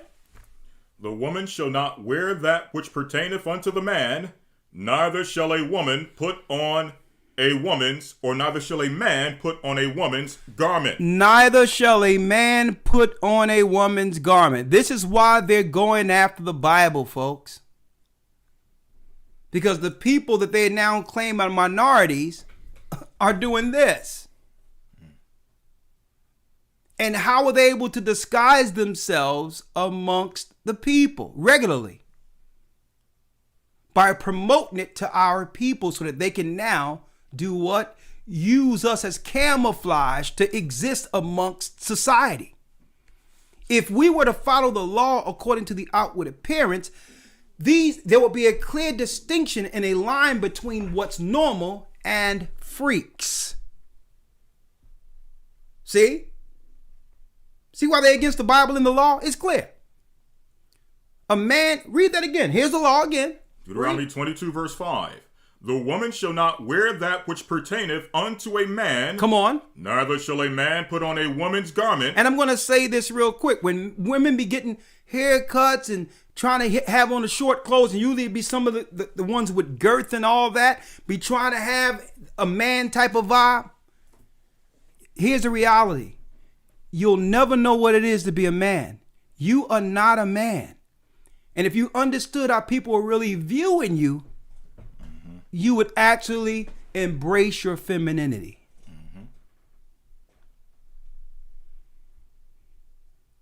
Even the person you run around with who's probably been abused or whatever the case is, and in the society you're gripping up and think that that's a girl or whatever the case is, your girlfriend, they're not even viewing you that way. They're going to operate until they get old enough to understand and grown enough to realize this ain't me. I need me a man. I need a man. Listen, there's no way a man could ever know what it is to be a woman. But this is how the satanic freaks use people, us, as camouflage. Read it again. The woman shall not wear that which pertaineth unto a man, neither shall a man put on a woman's garment, for all that do so are an abomination unto the Lord thy God. All that do so is an abomination to God. This is why they're coming after the Bible. If we tell women when you go outside, listen, be yourself. Be your feminine self before all this other stuff and making yourself up and all that. Why? Because this is how men are using you as camouflage. Okay? If you have all on the stuff and all that and you can hide yourself, now what they do? They'll put on the eyelashes, they'll put on the hair, they'll put on all the stuff, and guess what? They're shaming you. They're shaming you, sisters.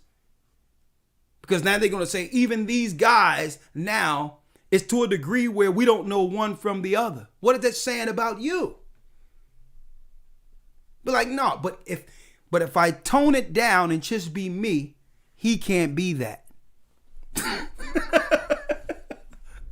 If I wear modest apparel and don't got all this stuff on and have my regular hairstyles, he can't hide himself amongst us anymore on these commercials where it be three sisters and they just pop one in real quick for a couple of seconds and it's real and you didn't know the difference.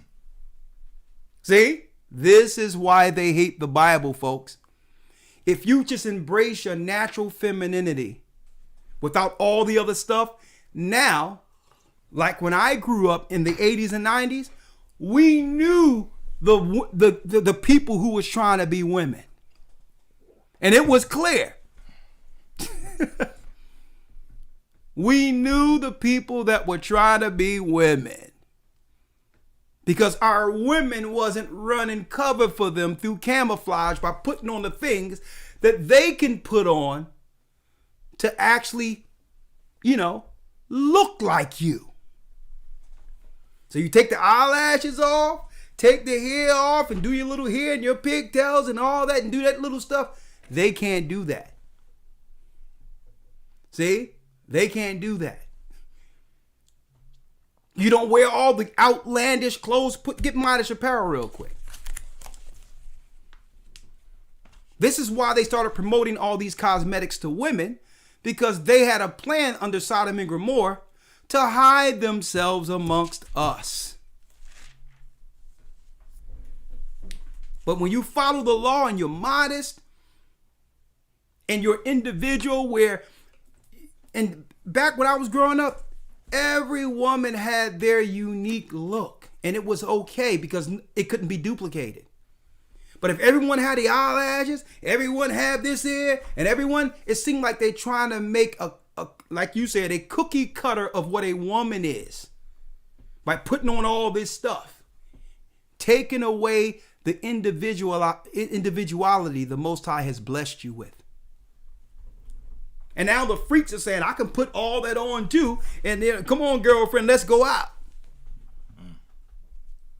Nah, you'll be looking at that like, no, I'm cool.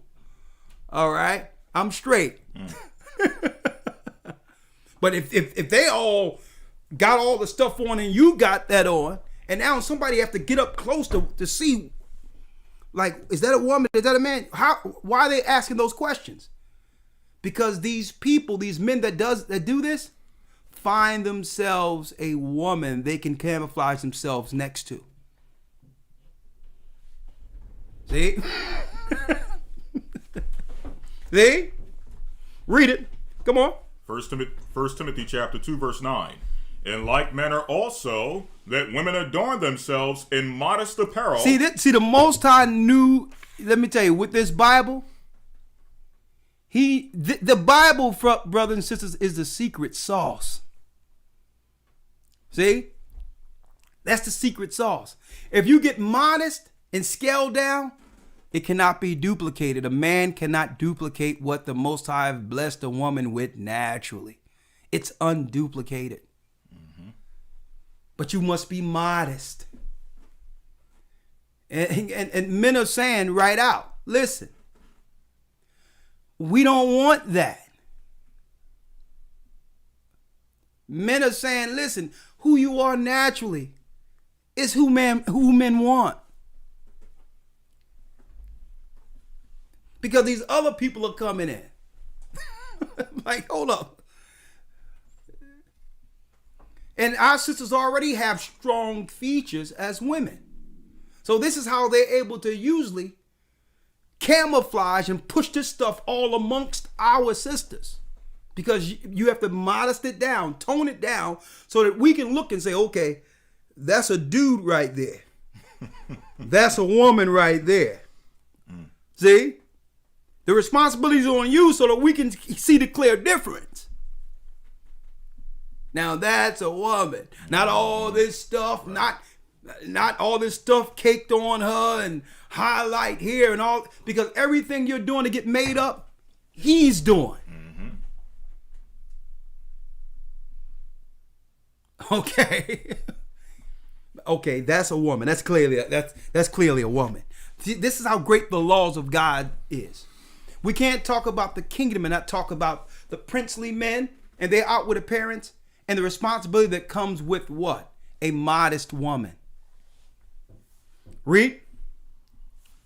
Verse number 9. In like manner also that women adorn themselves in modest apparel with shamefacedness and sobriety. With shamefacedness and sobriety. Check out this. Now, what we're talking about, these are princesses. These are real princesses.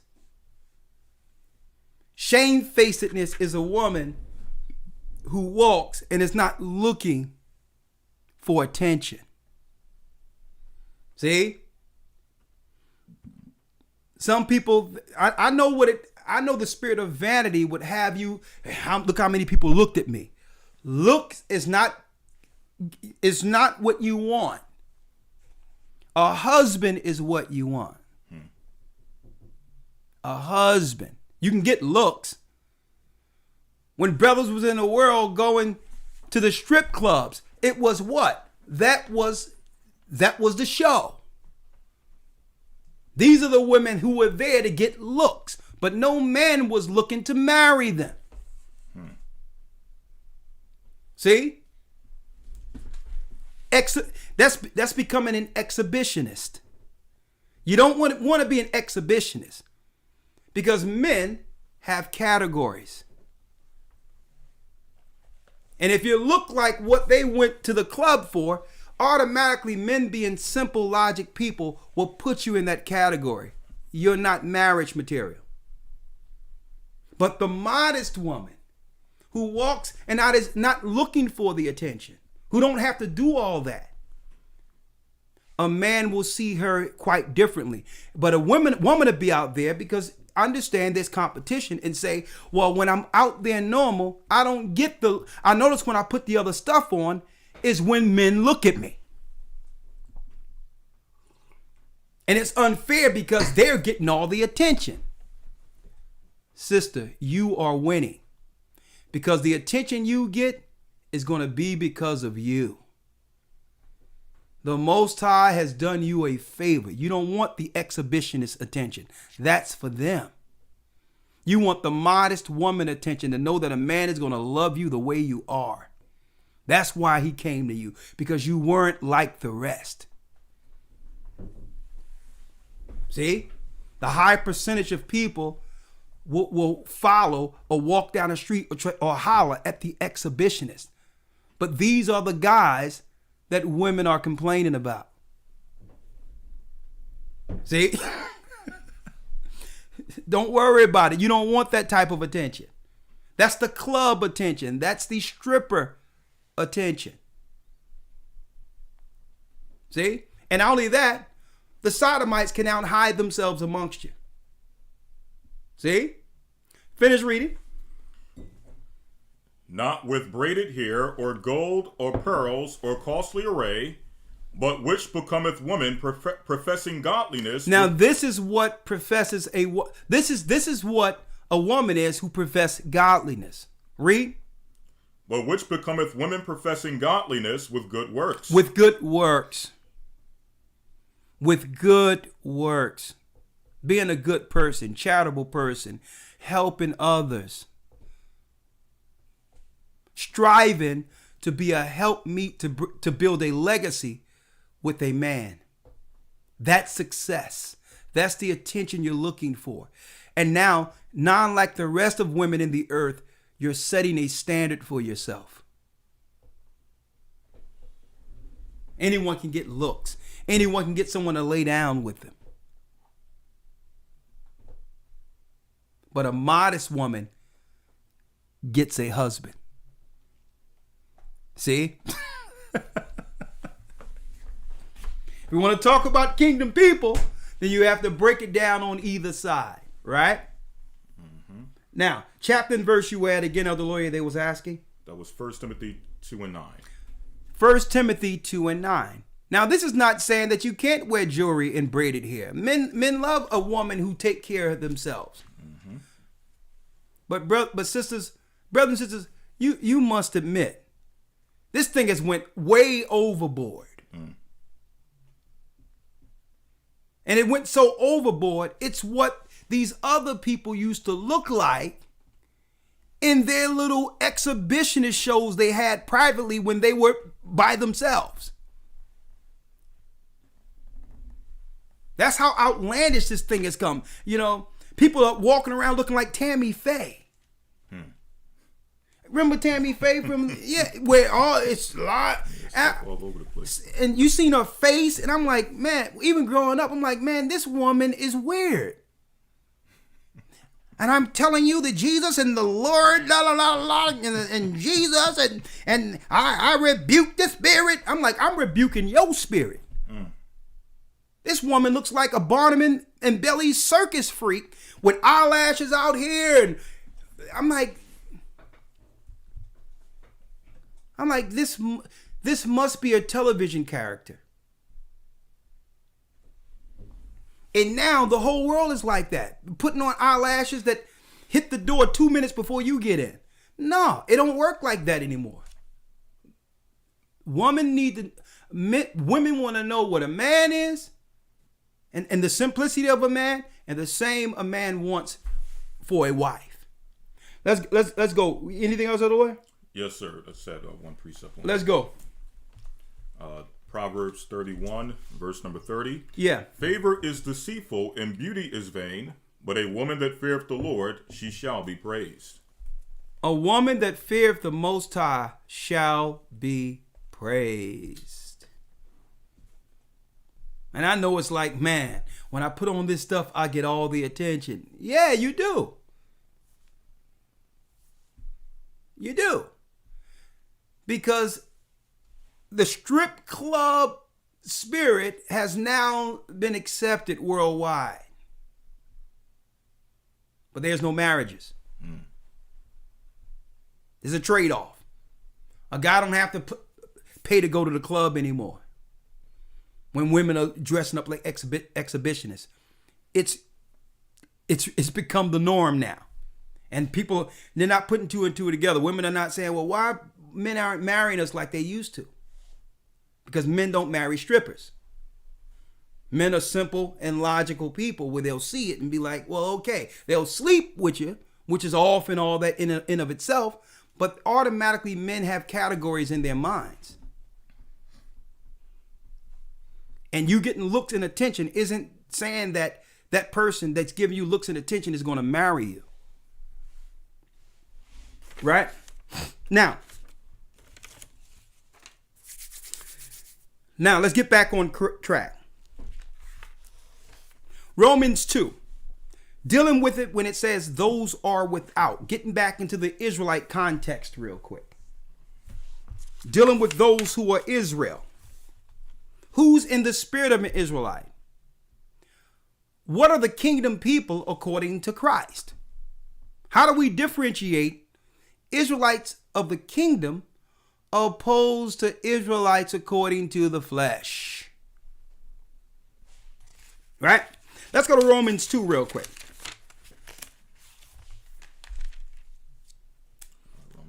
Romans 2, and let's start at 12. I'm going to read that all the way through. Romans chapter 2, verse 12. Yeah, let's read it. For as many as have sinned without the law shall also perish without the law. So, as many who have sinned without the law shall perish without the law. So this is speaking of sinful people. If they're walking in the earth and they deny the law of Christ and the law of God and continue in sin, guess what? Hell is their judgment. Read. For as many as have sinned without the law shall also perish without law, and as many as have sinned in the law shall be judged by the law. And those that have sinned in the law shall be judged by the law. So understand, when you take on this knowledge of being an Israelite and following the law, the responsibility that comes with it. There's a judgment for breaking it. So a lot of people talk about the Israelites mean we're the Israelites by bloodline, we're the chosen people, but are not really teaching the responsibility according to the law. As an Israelite, we became Israelites out of Egypt, were strangers in the wilderness, and received the law on Mount Sinai. See? And that's when we became an Israelites. And that's when the Most High said, Moses, give my people this law, which separates them from everyone else. And they are accountable for this, which makes them my chosen people. So if they break the law, they know they're Israelites, they'll be judged by that same law they have broken. See? Now I'm going here because so many people here claim they're Israelites, and they come and they get online and they start looking at all these different groups and all that, which you have the freedom to do so. Right? But you don't realize what's correct according to the Almighty in measuring the content that's seeping into your minds. Right? Let's go. For as many as have sinned without law shall also perish without law, and as many as have sinned in the law shall be judged by the law. Go ahead. For not the hearers of the law are just before God. Not just the hearers are just before the Almighty. Read. But the doers of the law shall be justified. But the doers of the law shall be justified. And I don't know what the Christians are talking about that the law is done away with. The law of sin through Christ is destroyed. The law of sin came with the sin of Adam. And y'all are mixing up that law with the laws given to Moses. Okay. You're supposed to follow the law. Read. For not the hearers of the law are just before God, but the doers of the law shall be justified. Come on. For when the Gentiles, which have not the law, do by nature the things contained in the law. That means when the Gentiles do in the spirit, in their conscience, what's right, even without them knowing about the laws of Moses. Read. These having not the law are a law unto themselves. Them having not the law is a law unto themselves. Read. Which show the work of the law written in their hearts, their conscience also bearing witness, and their thoughts the meanwhile accusing or else excusing one another. It says now their works excusing and accusing one another. Even though they didn't receive the law, the same way when we thought we were Gentiles, we still had a conscience, an understanding to what's right or wrong. So when the Gentiles, even though they don't know they're Israelites, they still know right from wrong. And they're judged, if they do right, they're being judged by a law written in heaven that was given to Moses. They're still following the law without the conscience of it. These are just naturally good people. Mm-hmm. And there's people out there like that. And folks, Don't let someone, because they're an Israelite, tell you that because someone is not from the blood of Israel, they're not good people. That's unfair. That's evil. That's wrong. Because there's Gentiles out there that without any of this Bible who have a conscience to do good things for everyone. Mm-hmm. They're nice people. I was looking at a video this morning, right? Out of nowhere, sometimes stuff pops up. And I'm like, let me look at this. There was this white guy. He's out there in the wilderness, camping and all that. And he hear a wolf trap. He hear a wolf crying. He goes there, and the wolf has a trap on its leg. And the white guy looks at it, but when he go to try to move the trap off his leg, what happens? Boom. Off the female leg, what happens? The wolf is trying to attack. He see the fangs, so he says, okay, I can't do this, or this wolf is going to devour me. Right? So what he does is he spends the night. He pitches himself a tent and spends the night in the wilderness next to the wolf. Then the next morning he gets next to the wolf. I'm going to speed it up to let you know where it's going. He gets next to the wolf and he sees that there's milk in the wolf's, stomach. I'm like, hold up, man. She have pups out there somewhere. He pitches the tent next to the wolf, go to a cave, find the puppies. Bring the puppies next to the mother, because the puppies would have died, and they begin to suck their mother. And he noticed a change in the female wolf's eyes concerning him. The mother was concerned for her pups the whole time in the trap. And I'm like, this is interesting to me. So he stays longer. He stays another day, and he gets next and start rubbing the mother's head. And then move the trap off of the mother. Wraps it up and cleans the wolf, the she-wolf. And she's looking at him, right? And it's like she wants him to follow her. And he follows her to a pack of wolves with a male wolves and all that. And none of the wolves touches him. Save the wolf and her pups. I'm going to show you where it goes. He comes back 2 years later just to see what's going on. Folks, comes back 2 years later. And what happens? A bear is coming, is welling on him. He climbs a tree and the bear's trying to get him. And guess who comes to save this white guy? It was the wolf and her pups. I'm like, whoa. Look that up yourself, but I'm saying, you know what? It's something about, it's something when they say in the universe, good in the universe, bad in the universe. And there's just some good people who care not just about other people, but all of the Most High's creation. And it doesn't matter what their race is. It doesn't matter their race. We have to get over that because we as Israelites, and that's why I did the research and I had to really go into what really happened in slavery. Because the devil would like us to look at all races of people outside of Israelites as the enemy, including white people, and that's just not so. You have something, Mother Lawyer? Yes, sir. Just going into the example of people showing an example of the law out of their conscience, out of their heart.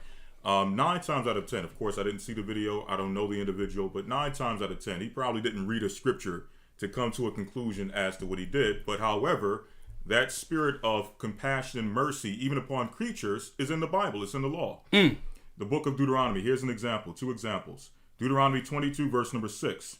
If a bird's nest If a bird's nest chance to be before thee in the way in any tree or on the ground, whether they be young ones or eggs, and the dam sitting upon the young or upon the eggs, thou shalt not take the dam with the young. But thou shalt in any wise let the dam go, and take the young to thee, that it may be well with thee, that thou mayest prolong thy days. So there's laws protecting creatures in the Bible. And it says it'll prolong your days. The Most High give you longer to live on earth if you take care of the animals. So if you see some eggs and the mother have died and it's a perch and the nest done fell, it was our responsibility under the law to bring those eggs in, hatch those eggs, and raise the birds. And then let them go free when they get of age. That was our responsibility under the law with nature. Go ahead, that's it. And go ahead, other lawyer, you got something else? Just one more precept. Yeah. Go ahead. Proverbs 12:10, a righteous man regardeth the life of his beasts, but the tender mercies of the wicked are cruel. But the wicked is cruel. They destroy animals. They're evil. They're wicked concerning all creation. But the righteous care for all of the Most High's creation. Now, and I'm sure that guy I mentioned, Elder Lawyer, didn't know the laws of God. Right. But the laws of God was written in his heart. He knew that the right thing to do was to save that wolf and save her puppies. That's a good person. That's a good person.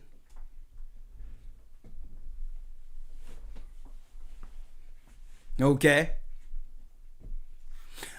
Hey, I got one more for you real quick. No. It's too. I'll deal with that in the academy. I can't be dealing with stories. I got scriptures to deal with. Let's jump right in. Back into Romans chapter 2, verse number 15. Yeah, go ahead. Which show the work of the law written in their hearts, their conscience also bearing witness, and their thoughts the meanwhile accusing or else excusing one another. So the thoughts accuse or excuse. That means there's a conscious choice between good and evil in all people, even in those who didn't receive the law of God. Okay? Gentile people. Mm-hmm. Gentile people. Read. Mm-hmm. And if I can mention as well, it also shows that what Paul was explaining, starting in Romans 1 all the way up until Romans 2, is that no one is without excuse when it comes to the Most High's righteousness. Like, we receive the commandments, and obviously we're responsible for keeping those commandments. But even if you didn't receive the commandments, the Most High still gave you a conscience. Your conscience tells it's wrong. You don't need a deep breakdown to know that you're not supposed to steal. Exactly. Or sleep with somebody's wife or kill somebody. You don't need a breakdown for that. So still, your conscience tells you right from wrong, even without a written commandment. Exactly. Let's go. Verse number 16. In the day when God shall judge the secrets of men by Yeshua the Anointed according to my gospel. Behold, thou art called a Jew and restest in the law. It says you are called a Jew. We're Jews or Judah, and we resteth in the law. We just saying, you hear people out there saying, the law. Right? And to some degree, it's right. But in another degree, if you're not dealing with the law according to the Spirit of Christ, you're dead wrong. That's right. Because you're using the law to do what? To gain authority over people. Mm-hmm. You're using it to put men in bonds under you. Mm-hmm. That's right. And that's what the Pharisees and scribes were doing. So watch when people saying, you shouldn't do this. You shouldn't do that. It's not because they want to see you do righteousness. They want to see if you can follow their view of what following the law is. And automatically that puts you under their subjection. See? They're not telling you to follow the law to be a good person and be better for Christ. So that they're doing it so that you can be a better servant for them. Folks, I've witnessed all that. And understand this. I understand what it means to be under a schoolmaster, where people are only telling you to do something to benefit themselves, to make you servants, slaves of slaves. See? They're telling you should be free from Esau only to make a slave of you. I'm going to show you, folks. All Israel is not of Israel. That's why I have fun with guys who call me in the week and try to tell me what I need to do and what I need to apply to what I'm teaching. And yeah, you need to add this and add that. I'm like, yeah, I have fun with them sometimes. You know, I got a couple of minutes. I'm like, so, all right. So I got my computer in front of me. This is the World Wide Web. I'm sure your works are somewhere I can find. And I'm not downplaying what you're saying. But you're not with us, building with us, telling us, asking us what we should do. We take suggestions all the time amongst the body. But if you're going to be all this on the outside, are you saying you're going to work with? Are you telling me this to be a part of this, brother? Do you want to be a part of this church? Well, no, I'm just saying. Well, what am I listening to you for? The kingdom must build together, brother. And if you have works out there that's beyond what we're saying, do your works. What are you calling me for? Mm-hmm. I'm only interested in those that are looking to build together. So you're not going to come in a work that we've been dealing with for years and think you're going to be the cherry on top. And we had to bring the glass, the ice cream, the scoops, the chocolate syrup, the caramel, the sprinkles. And you be like, well, hold up, elders. It ain't finished. It's not finished. I've been checking y'all out for a long time. And you know what y'all missing? I'm the cherry on top. No, it don't work like that. You are wretched, just like we've all admitted we were wretched and needed that water for baptism. And when we were baptized, we admitted to all, including the heavens, that we're no different. And you must build your works just like us, to a degree in which now what you're bringing can now be respected and added. That's what the body does. We take advice all the time, but we must prefer those who are within. I don't know what your intentions are. I don't know you. See? So people get upset because they see the work, or they get offended, and they be like, well, let me find something they're not teaching. Let me find something that I feel they haven't touched on, right, so that I can now gain some authority day one. Doesn't work like that. You must build from the beginning like us and be trusted, and build a relationship to be trusted. And those works will actually give you a voice. See? Finish reading, Elder Lawyer. Verse number 17. Yes. Behold, thou art called a Jew, and restest in the law. You resteth in the law. And makest thy boast of God. And you maketh a boast of God. And knowest his will. And you know everything the Most High want us to do. And approvest the things that are more excellent, being instructed out of the law. Being instructed strictly out of the law, the Old Testament.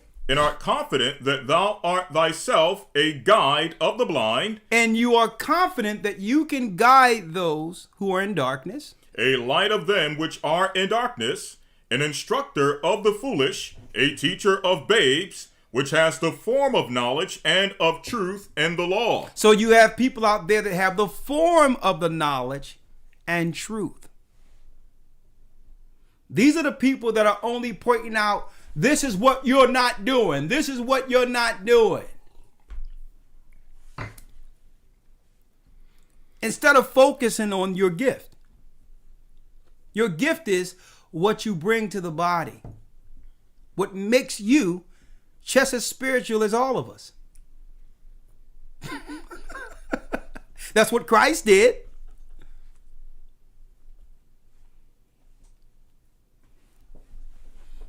That's what Christ did. You can't talk to a person only to try to figure out how you can gain the moral high ground over them. That's Pharisee. That's Pharisee. Oh no, well, yeah, brother. I understand what you're saying, but that's off. That's off right there. That's off.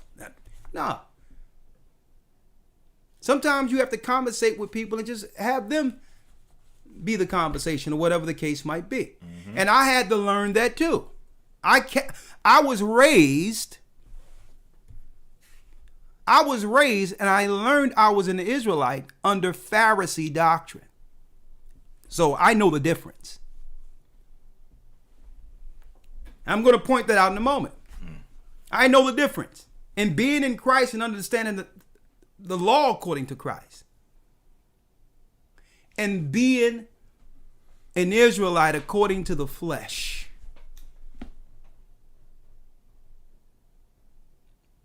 And judging everything from and dealing with everyone from a condescending vantage point. That's the spirit of a Pharisee. I got it, and you're not going to get. I got it, and you don't have it. Mm-hmm. See? I'm going to show y'all. Stick tight. Let's read.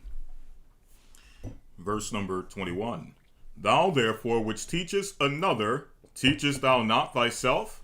It says you can teach another, but yet you cannot teach yourself. Read.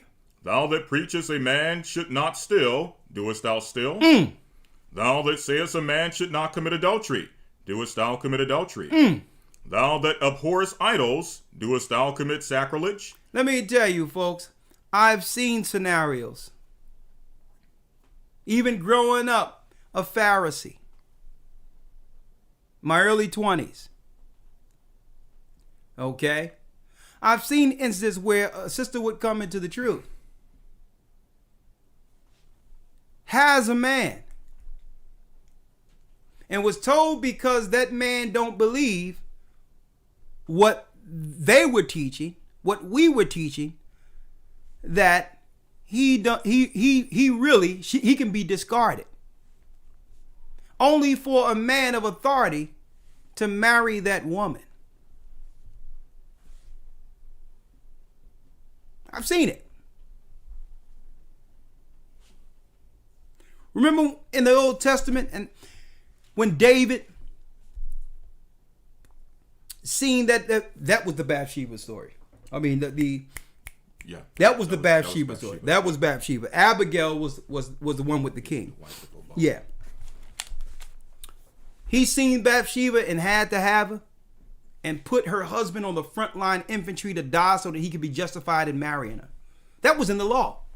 I've seen it I've seen being a Pharisee growing up as an Israelite when it was at its height, before on the streets and all that. I was there. Okay. General, all that. And I've seen people justify, because a God don't have the truth, I can marry his wife. He doesn't exist. He's off. Convince her to leave only to marry her. Okay? You should never, if someone don't believe husband and wife, and their husband and wife, when they're living together, I don't care what someone joined. You're not supposed to tear a husband and wife apart, even if one is adamant against it. That's wrong. That's wicked. That's evil. That's wicked. That's evil. If you have an unbelieving husband or an unbelieving wife, and if they leave, you're not in bondage in such cases. But you can't have it a rule that if this person don't come in at this amount of time, by this amount of time, then you're justified in leaving that, and I'm going to match you with someone who believes what we believe. That's against the Bible. Let's read it real quick in Corinthians. Yes, sir. 1 Corinthians chapter 7, and starting at verse 11. Where you leave off at Romans? Romans chapter 2, verse number 24. There's more I want to get there after that, right? Yes, sir. Okay. 1 Corinthians chapter 7, I'll start at verse 10. Read. And unto the married I command you, yet not I, but the Lord, let not the wife depart from her husband, and if she depart, let her remain unmarried, or be reconciled to her husband, and let not the husband put away his wife. Jumping down, verse number 13. And the woman which have an unbelieving, or a husband that believeth not. So if a woman have a husband that believeth not, now this is the New Testament. Israelites everywhere teach the New Testament. So if you have two people coming in, one is saying, I don't like what's going on there. I believe it's a cult, whatever the case is. I've had that happen even within the church where people would come in and their husband or wife is adamantly against what they're learning. And I refer back to scripture. And the woman which hath an husband that believeth not. If you have a husband that don't believe. And he be pleased to dwell with her. But he still love his wife. He don't believe what we're teaching. They will find until she began to go online and find something outside of his home. Okay, he's not the one that has changed. She's the one who has changed. Read. Let her not leave him. Let her not leave him. Let her not leave him. Okay. He's this and he's that. He's this, he's that. Or she's this, she's that. That's the same person that was fine before you found this. That person hasn't changed. You have changed. Be patient. Be patient. That's a weaker vessel when it comes to this. If one who's caught up in a fault, him that's being weak, restore such a one in the spirit of meekness, considering thyself, lest thou also be tempted. If you have somebody that's weaker in the faith or don't understand, it doesn't mean they don't love you. Your actions on how you deal with this transformation could win that husband, could win that wife. That's a kingdom. How can you build a kingdom splitting things up? Right? So it's in the Bible. You don't say because this is where that cult mentality comes in. Where now you have someone who comes in with the authority you believe have the spirit of the Most High, and they crazy. They're off. You don't separate a family. You give them the knowledge and counseling to stay together. Go back to Romans real quick. Romans chapter 2, verse 24. Yes. Or verse 23. Read it. Thou that makest thy boast of the law, through breaking the law, dishonorest thou God? For the name of God is blasphemed among the Gentiles through you, as it is written. It says your name, Israel, is blasphemed among the Gentiles. You think the other nations can't see this awakening?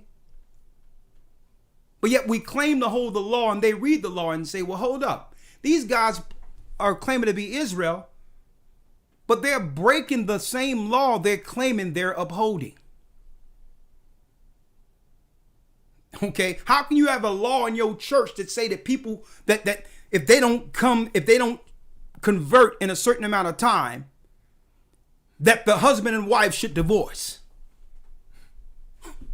That means your law is above God's. How can you be out there cursing people out, calling our sisters all types of names and all that, and don't think the nations aren't looking at that saying, well, hold up, they don't even have any respect for their women. They don't have no respect for their women. Our women are they're beyond out of control. We understand that. But the men are well beyond control either. Also.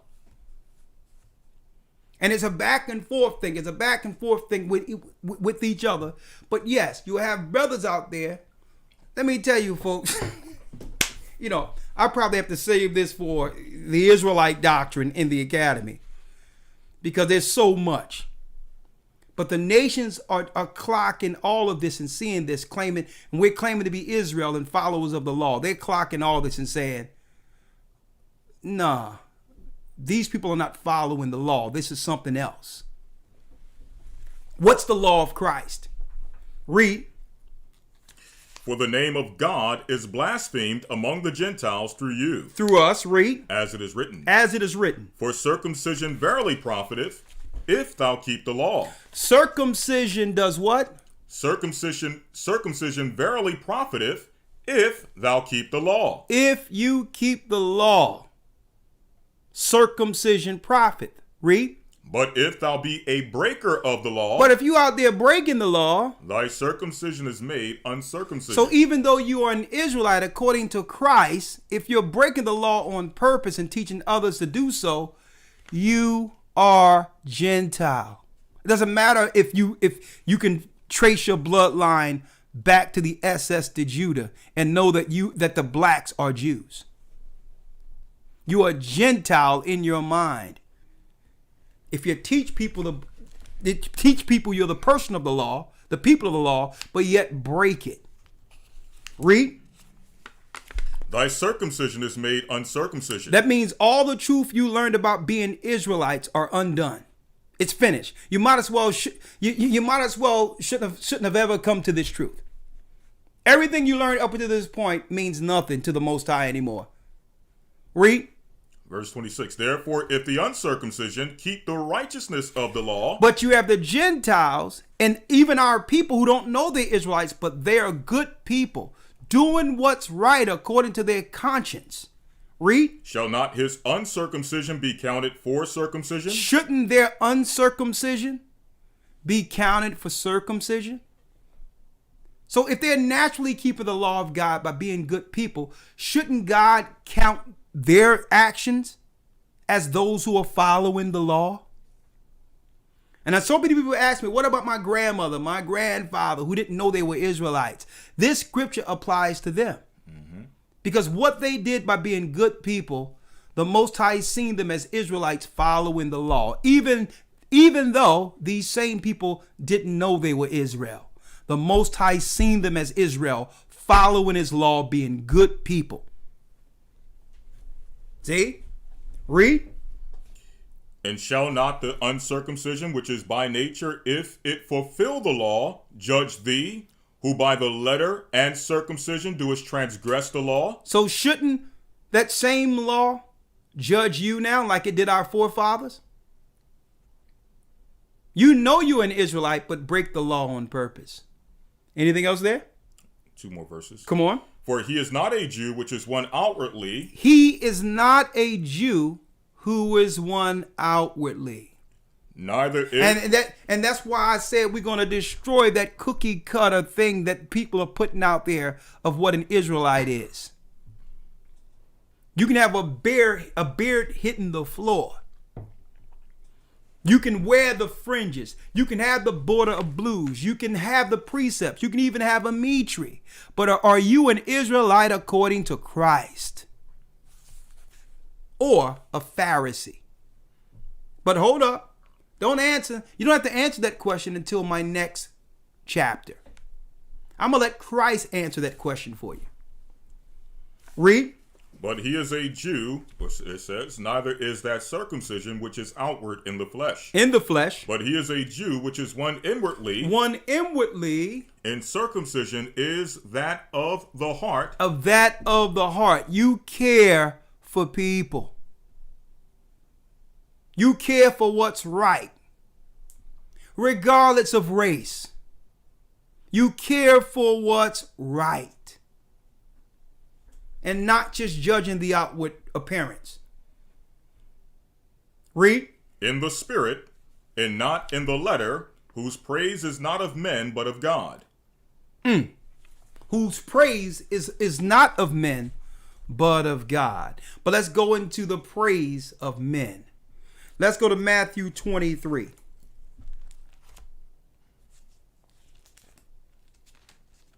Before you get that, let's go to Galatians 3 and 23.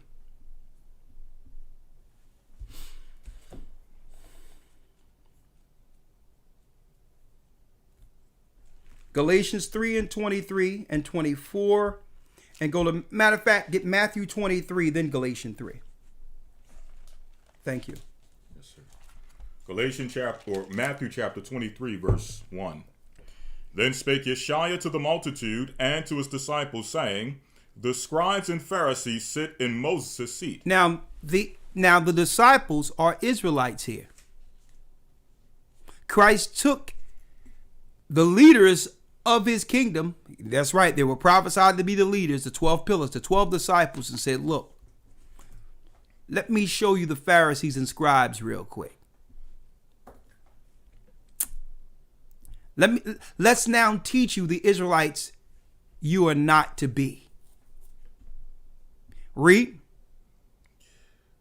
The scribes and Pharisees sit in Moses' seat. He says the scribes and the Pharisees sit in Moses' seat, which means they're lawgivers. Read. All therefore whatsoever they bid you, observe, that observe and do, but do not after their works. But do not after their works. He says when they go into the Torah and they show you the laws and all that, follow that. But don't do after their works. Okay? Do not do after their works. Read. For they say and do not. Because they're telling you what you should and should not be doing. But I know. When the temple's closed, they're out there doing all types of stuff. Okay? So when they teach in the synagogue and they drop all the laws and all that, listen to that. But understand you're learning from hypocrites. That's what he was telling the disciples, folks. And folks, I'm going to tell you right now. Man. Whew. Growing up in the 90s. Israelite. And guess what? I'll get no pushback from this at all. Folks, I'll get no pushback, and you won't hear anyone actually making videos against what I'm dropping right now. Because they know it's true. Okay? 90s. That's right. In the 90s, the same guys on the street. I was there, folks. And I'm talking. And when I found out about it, I'm like, yo, and I'm reading the gospel and all this. I'm like, nah, something is weird going on. When I'm talking about grace was, yeah, man, yeah, we going to the club. I'm like, but what club? He said, when you get older, when you get higher in knowledge and grace, you understand how to operate in grace. I'm dealing in the entertainment world, trying to write songs and all, and I know what the world is. And I'm like, what club? What y'all? Sometimes, it's about, it's about the meat, the flesh, meat. I'm like, what? I'm like, you talking about the pole thing? Well, it's not. You ain't on that level yet. I'm like, yeah. Okay. All right. And you'll never get, I'll never get pushed back with that, because guess what? They'll teach and they'll go to where the people I was talking about earlier are dancing. Okay? And that's the truth. Now, when it comes to doctrinal wise, this is what Christ was talking about. Is what they're teaching according to the law, is that correct or incorrect? That's correct. Thou shalt not kill. Thou shalt not steal. Remember the Sabbath and keep it holy. All that stuff is right. But don't do after their works. Don't do after their works. That's what Christ is talking about. Listen to what he's saying here. Look at what he's showing. Read. Verse 4. For they bind heavy burdens and grievous to be borne. They'll come down on you for breaking one law. And lay them on men's shoulders. And they'll make you feel like you have scorched the earth, have destroyed mankind with breaking one small law. Read. But they themselves will not move them with one of their fingers. But yet they won't hold themselves to the same standards. Okay. Read. Verse 5. But all their works they do for to be seen of men. All their works they do to be seen of men. It's about who am I? My position with God, and I'm this person in command, and I'm this spirit. I'm this. I'm reincarnated from another dimension, and I've come here to save Israel. Instead of just saying, I'm children of slaves. I'm a humble servant of Christ. I'm a sinner. I need saving. It's all about this greatness without putting forth who you are and who we all are. Wretched. And it's only through Christ's blood and through the Holy Spirit that guides us into that perfect man. It's the humility of understanding that none of us aren't good enough. It's through Christ we're accepted. And that's humbling in itself. But most people cannot operate on that spirit because they need to be admired. Like the Pharisees and scribes. It's about, no, I'm here, I'm there, I'm this, I'm this, I'm that. No, we're all wretched. Even when we fight against what's wrong with us and do right, the wretched thought still exists. Those are our thoughts. See, even though we choose to do right and follow righteousness, we cannot overcome the thoughts. And when you come to that realization, you understand we need help from the outside, and that humbles you. That humbles us to realize that we're only a piece of the whole. We are a piece of Christ's body. We're only a part of it. We're not Christ. But it takes a humbling scenario to happen to where we actually just operate in the part of the body we're gifted. And thank the Most High by operating in that body for the reward that comes with it. But let me tell you, the disciples, man, he was taking the disciples to school right here. He was taking them to school in Matthew 23. And it's as if he put a window into the future of our awakening and saying, yo, you can be an Israelite, but let me show you who the Pharisees and scribes are. They're not my Israelites. See? They're not my Israelites. Let's read. Verse 5. But all their works they do for to be seen of men. They make broad their phylacteries. They make broad their phylacteries. Read. And enlarge the borders of their garments. And enlarge the borders of their garments. It's about shining and everyone seeing the garments and all that. And that's why when we first started the ministry, we purposely got together and said, you know what? We're not going to wear all that. We're going to put on all white and just teach the people the word of God. Let them be out there shining and have all this stuff and the sticks and all that. Just be out there with which is all white, so we can take what the eyes off of us into the word concerning what's about to happen in the earth. And we were teaching in 8th and Market in different areas. Guess what? Lawyer was there, and everyone. The police had to be there an hour before we got there, because as soon as we hit the street, it was a crowd pushing on us. The whole corner was packed by people, and the cops would have to move people out of the way, and we were just normal sitting there with white garments on without all the shine. There was no fringes or nothing. And I did it that way on purpose. The Spirit of the Most High guided us to do it that way on purpose, to show it's not about our shine and how many garments we got on and how our beards hit the floor. The people just want to understand the word of God. They want to understand him. And sometimes what we put on and what we do gets in the way. It gets in the way. And I tried it that way. Just white garment on and not even shining nothing. Just bringing the fire, bringing the word, just dropping it with no stuff on. I have a Mitri or nothing. And guess what? Streets was packed to the point where guys from the other camps and all that had to come out to try, and all red and all that, to try to shut me down from teaching.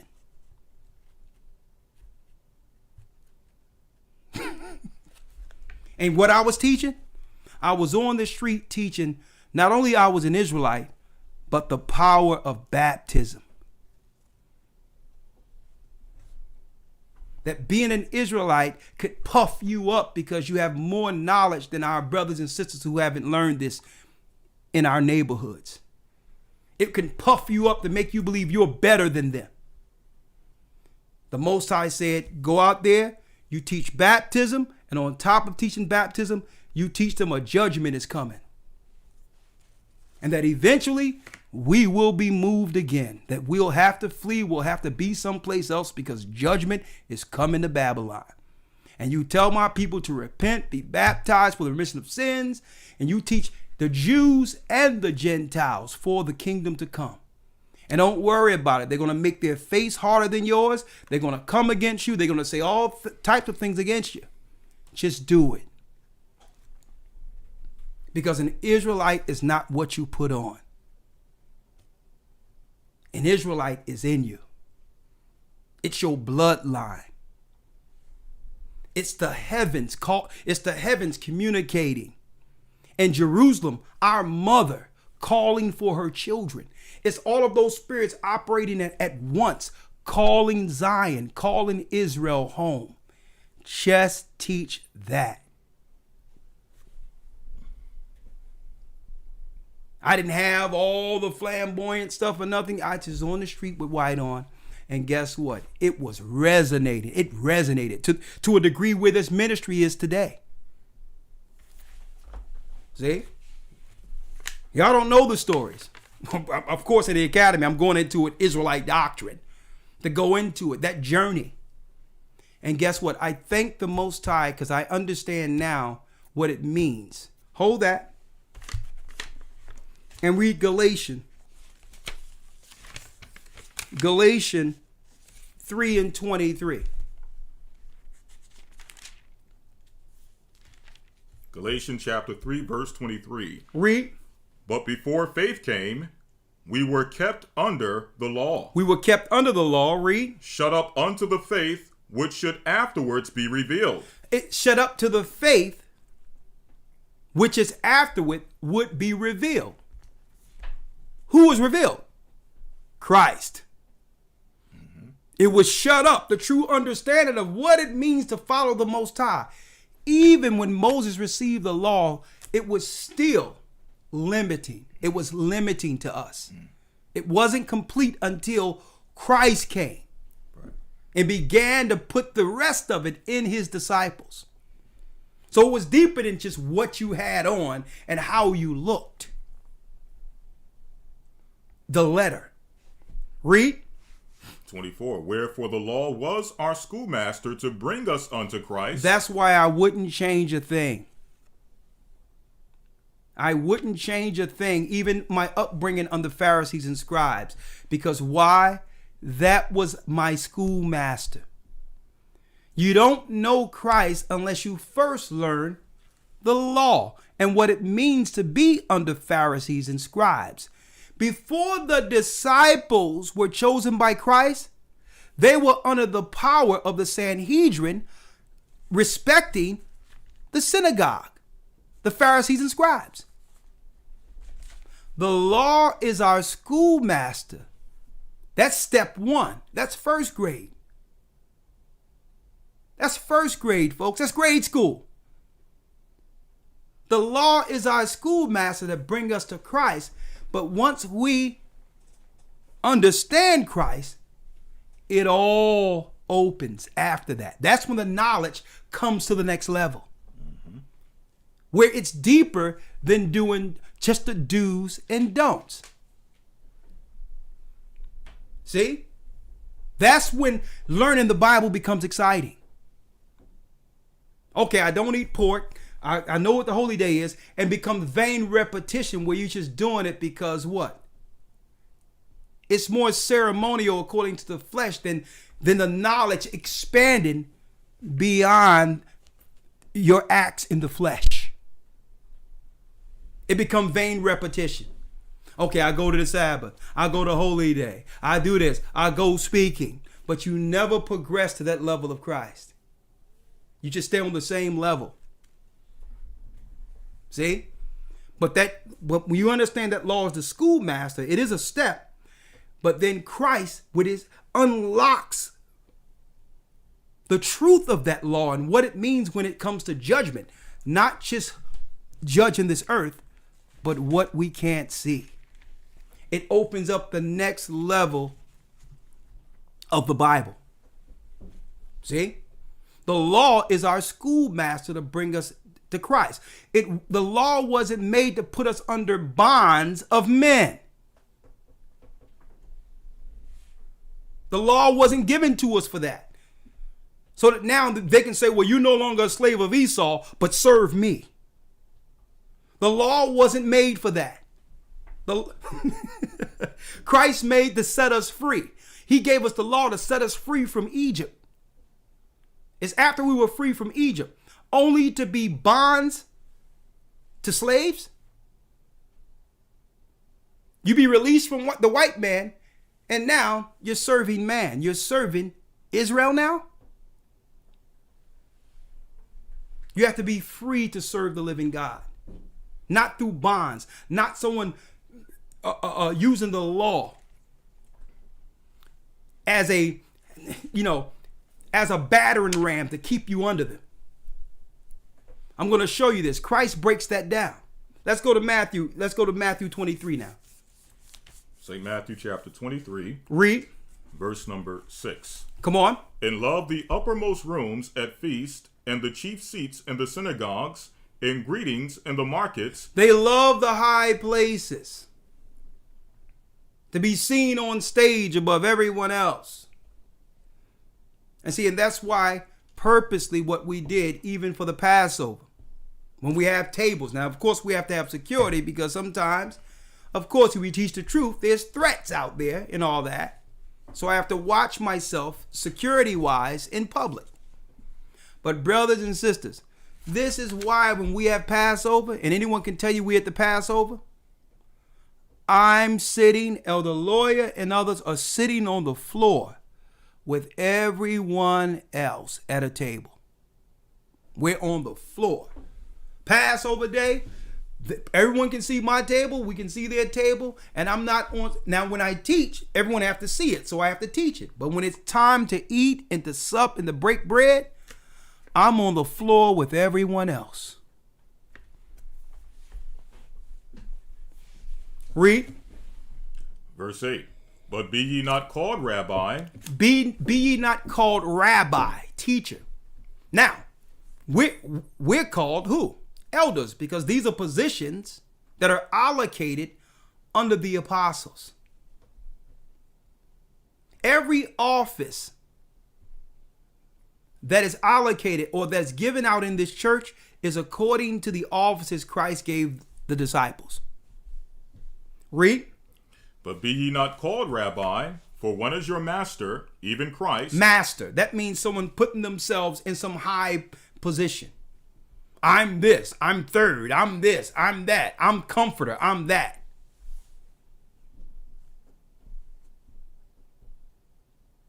No, can't do it.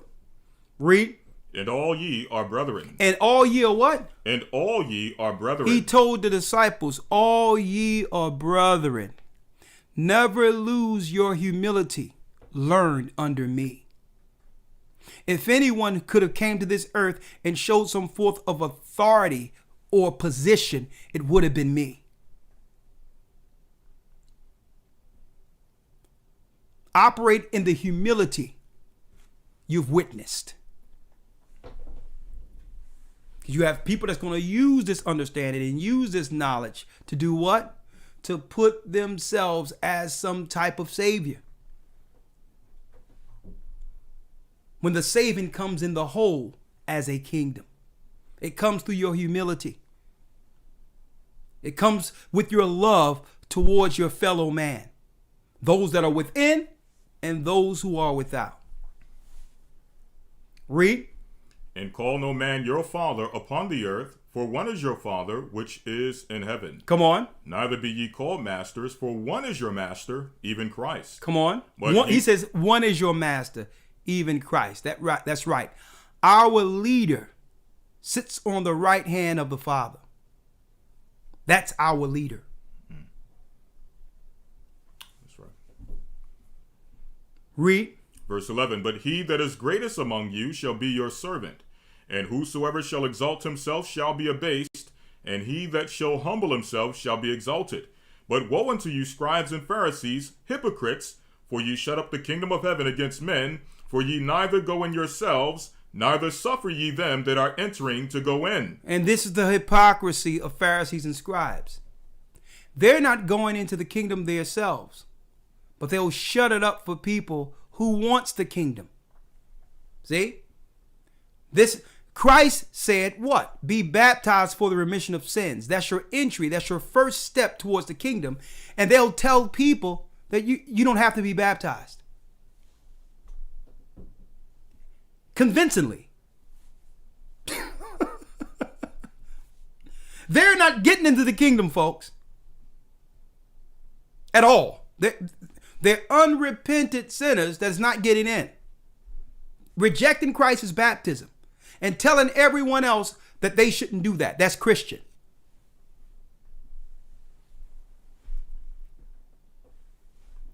They're shutting up the kingdom of heaven for those who would come in. But they're not even getting in themselves.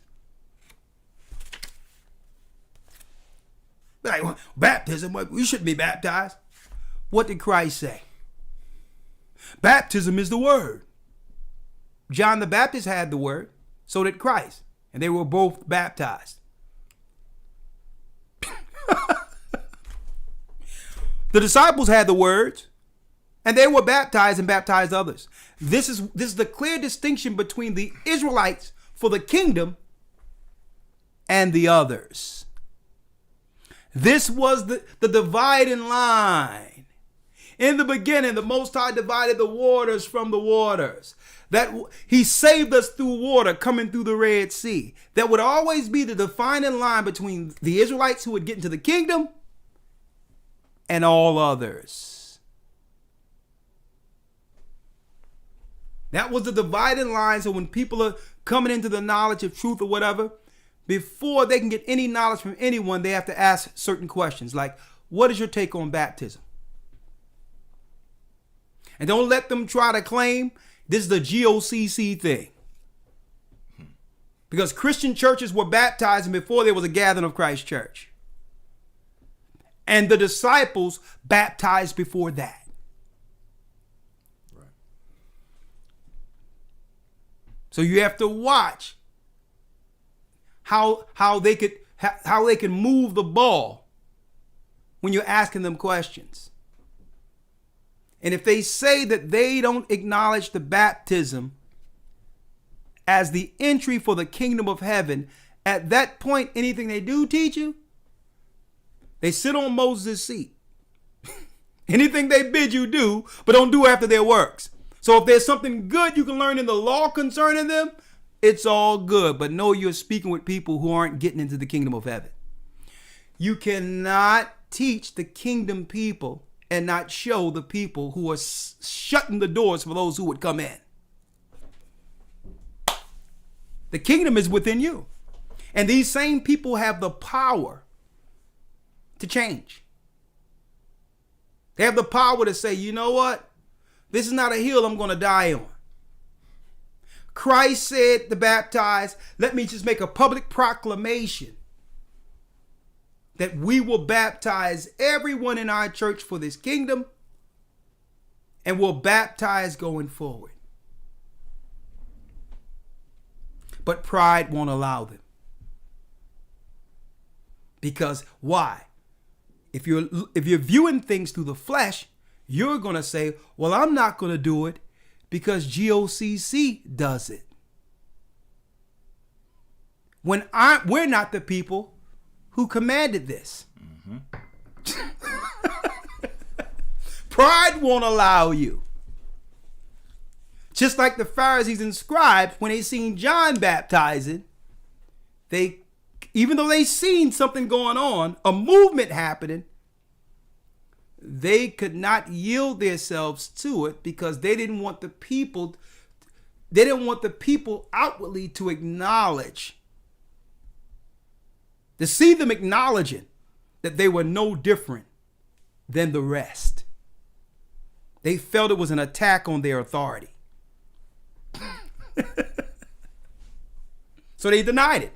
Even though they seen after that a clear difference in the earth when it came to the understanding of the Old Testament, Christ's teaching. They witnessed it and still denied the baptism.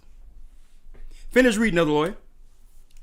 Verse number 12. Come on. And whosoever shall exalt himself shall be abased. Whoever shall exalt themselves above the power and ministry of Christ shall be abased. Read. And he that shall humble himself shall be exalted. Read that again. And whosoever shall exalt himself shall be abased, and he that shall humble himself shall be exalted. And he that humble himself, he told the disciples that one of the greatest attributes you'll have amongst others is your humility.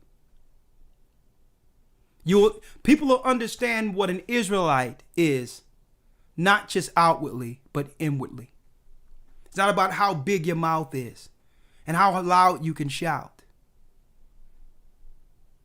and how you can point to what's wrong. Who in this earth now cannot point to what's wrong? It's the love you show to others. Your humility will separate you from those who claim they're Israelites. Read on. 13. But woe unto you, scribes and Pharisees. But woe, destruction unto you, scribes and Pharisees. Hypocrites. Hypocrites. For ye shut up the kingdom of heaven against men, for ye neither go in yourselves. He says you're shutting up the kingdom of heaven for men.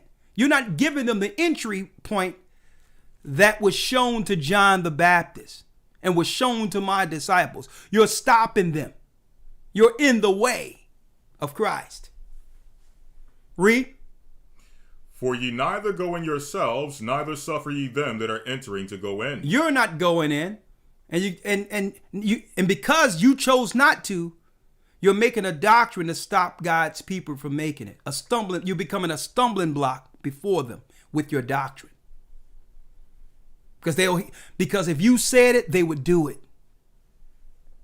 With all the authority you're using Christ's name to do what? To teach against my baptism. When that is the distinct, clear line between those who were Christ's disciples and all others, Pharisees, scribes, and others. Read. Verse 14. Woe unto you, scribes and Pharisees, hypocrites, for you devour widows' houses. You devour widows' houses. And for a pretense make long prayer. And for a pretense you make long prayer. Therefore ye shall receive the greater damnation. Therefore you shall receive the greater damnation. Folks, I'll go into this more. I think I'll do this like week 9 of the Academy, Israelite Doctrine. But folks, you can't make this up, folks. We had a thing, growing up Israelites, where at the end of each prayer, at the end, when we pray the Lord's Prayer, you had to pray what? And face the 4 corners. Face the 4 corners in your prayer. Yeah. Y'all don't know this, do you? While the smoke was going on, you had to face the 4 corners. Then I did the research even back then and realized that King Manasseh did this, an evil king of Judah, where he began to pray to the 4 winds of the heavens. It was witchcraft. And that's why Christ came and said, no, nix all that. This is how you pray, disciples. Our Father, which art in heaven, hallowed be thy name. Thy kingdom come. Yeah, you can face the east if you would like, but guess what? Say this prayer. That's right. A lot of y'all don't even realize this. I mean, when I go into Israelite doctrine, I'm going to break the whole thing down because guess what? A lot of those practices is still being upheld in this world today under the guise of Israelites, where people would stand up and don't even have the history that was King Manasseh praying to the four winds of heaven. Straight pagan prayer.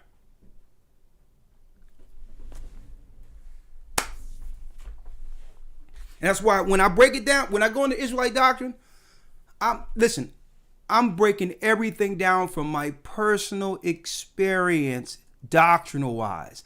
I don't have to point out a person and who they are personally and all that. I'm not even going into that. Doctrine.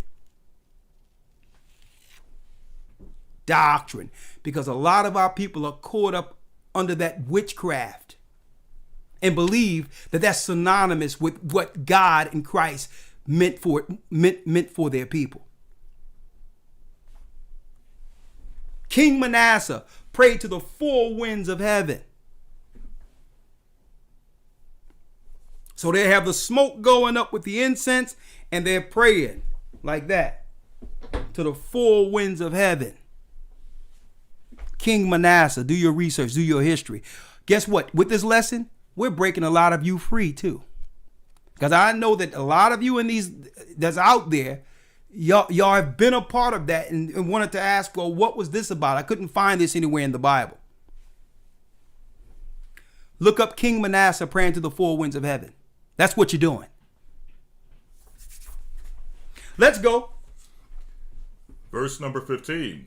Woe unto you, scribes and Pharisees, hypocrites, for ye can pass sea and land to make one proselyte, and when he is made, ye make him twofold more the child of hell than yourselves. That means you convert someone into Israel and they become a worse person than they were before converting. They become worse people. You make them 2 times the child of hell than you are. It's like a demon releases and goes into the person and they become a carbon copy of their teacher, not realizing it's a demon.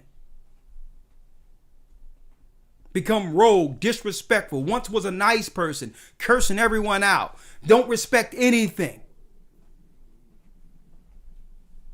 And have the same gestures, the same mannerisms as the guy that taught you.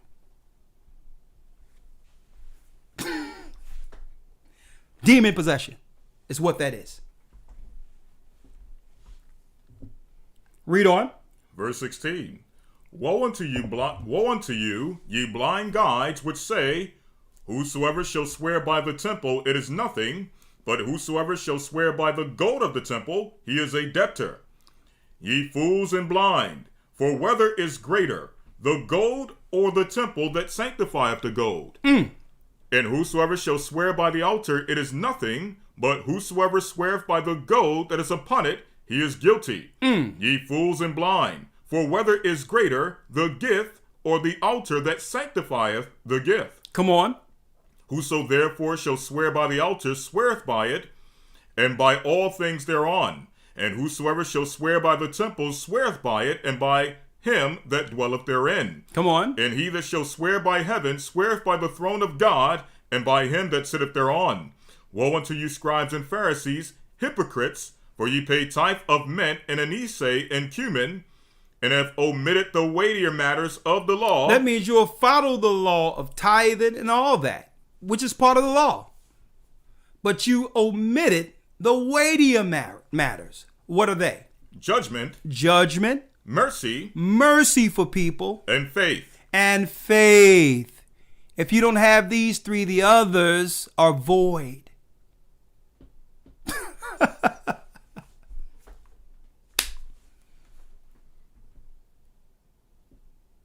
You don't see Christ.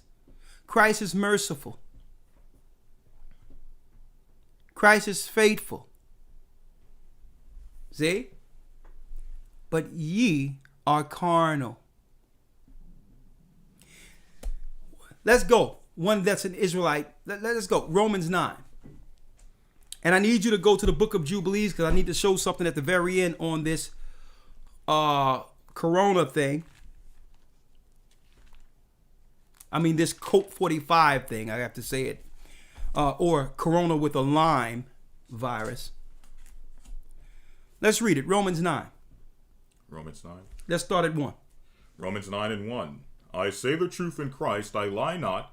My conscience also bearing me witness in the Holy Spirit, that I have great heaviness and continual sorrow in my heart, for I could wish that myself were accursed from Christ. Accursed from Christ. For my brethren. For my brethren. My kinsmen. My kinsmen. According to the flesh. According to the flesh. Paul was praying for physical Israelites here. Read. Who are Israelites. Who are Israelites. To whom pertaineth the adoption. Pertaineth means belong to.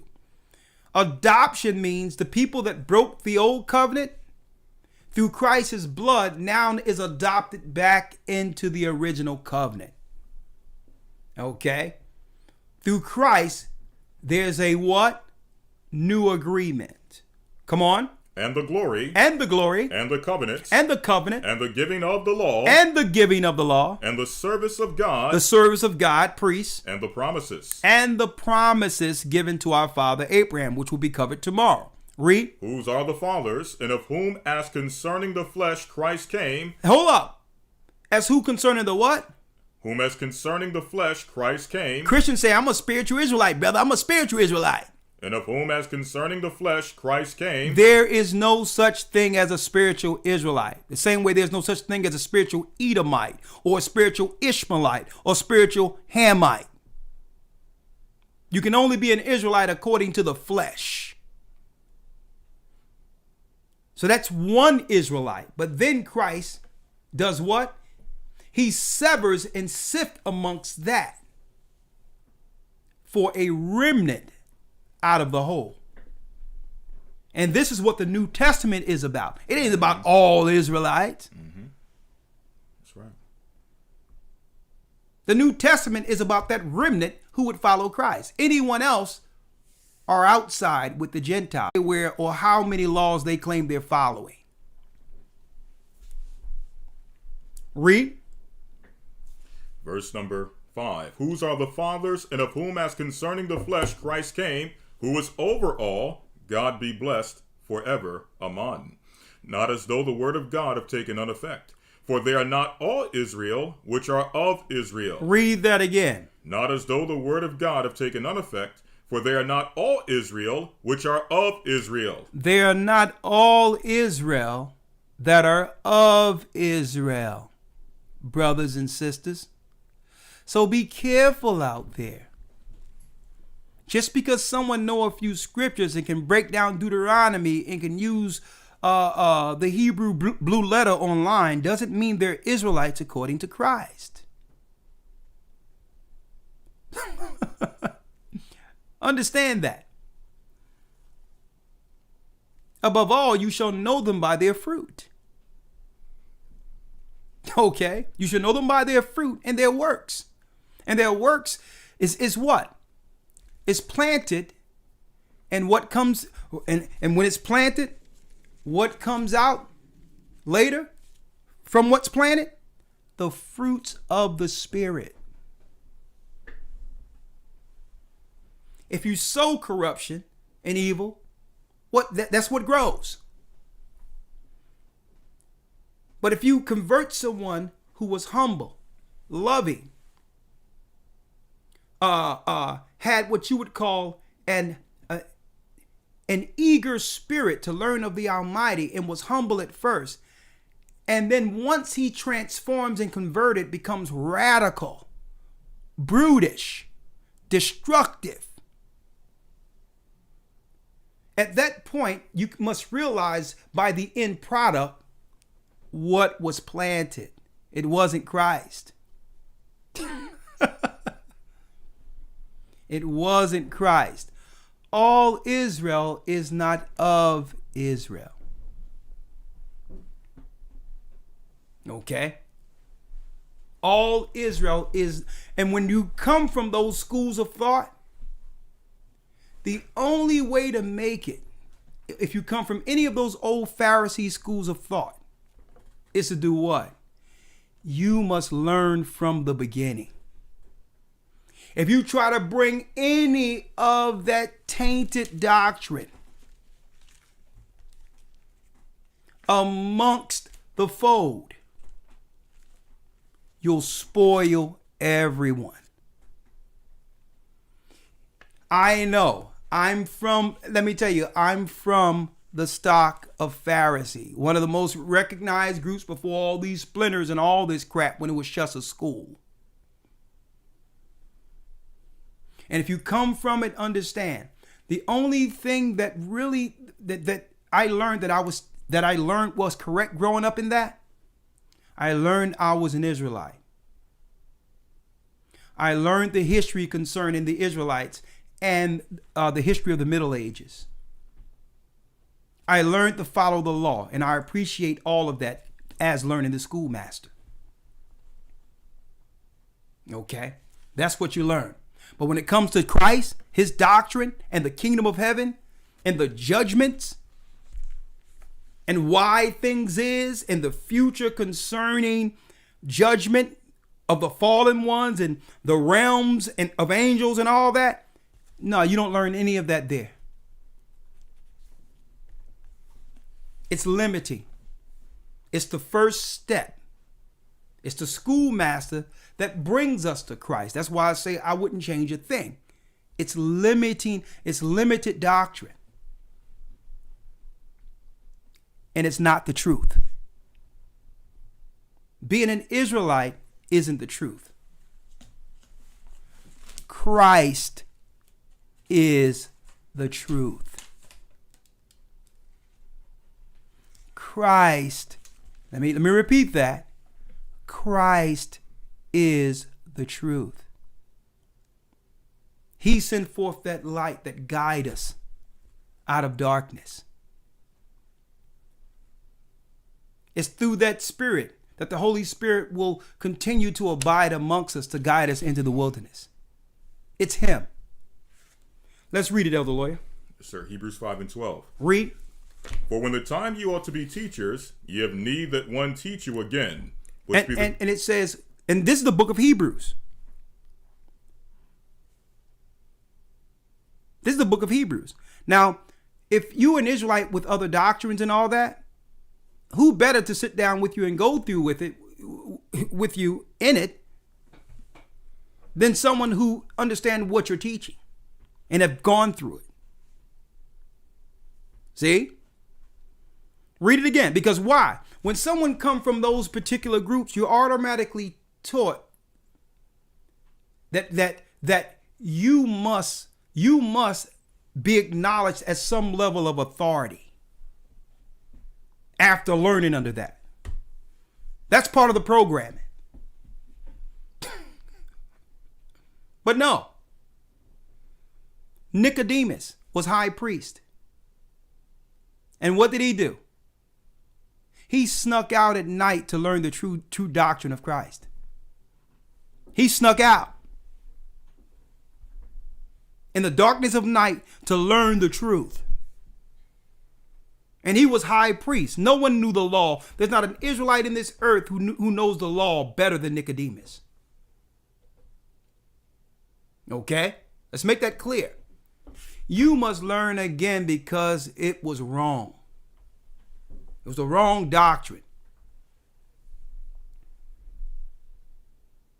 It's the wrong doctrine. And like I was teaching in the academy a while back, the reason why it's the wrong doctrine, because the same people that began it all in the early 60s and 70s didn't believe in Christ. But later on, they added Christ as a component, which conflicted with their doctrine, where it would have to get changed every other year because they're conflicting with Christ. Christ is now what? Conflicting with the past doctrine. But if you tear it down and build it as Christ as the chief cornerstone, and you build the Israelite doctrine on top of that, then you don't have to come back and change it every 3 or 4 years. See?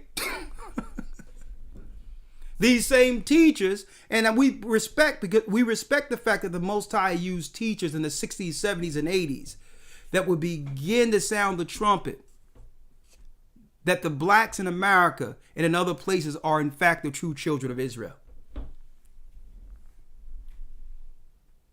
And that particular doctrine is what was needed for that time. But that's only the schoolmaster. Read it, Elder Lawyer.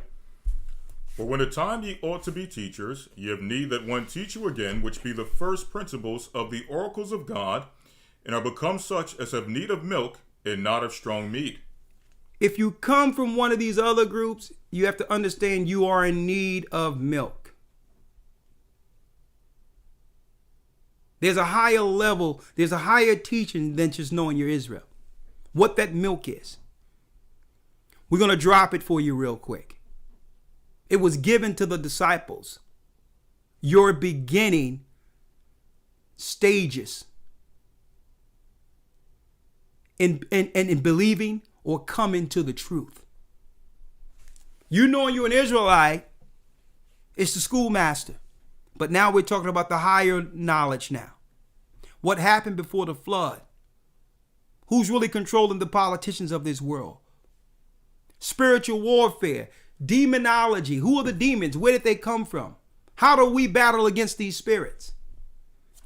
How do we heal our people outside of modern medicine?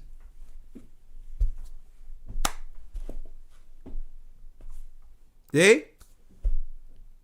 Finish reading, Elder Lawyer. Yes, sir. If I can mention as well, even the knowledge of who Christ is all throughout the Old Covenant.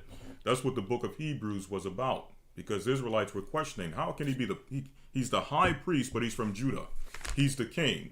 And then also he's the sacrifice. How can this one man be all these things? And they had to lay it out and show them that, listen, you got to learn again. Everything you learned from the Old Covenant has to be relearned with the understanding of how Christ fulfilled it. Exactly. And I'm glad you pointed that out. Because they was dealing with it from what you would call a historical standpoint. Right. Showing slave ships and all that. And all that's good. But where do Christ play a part in that?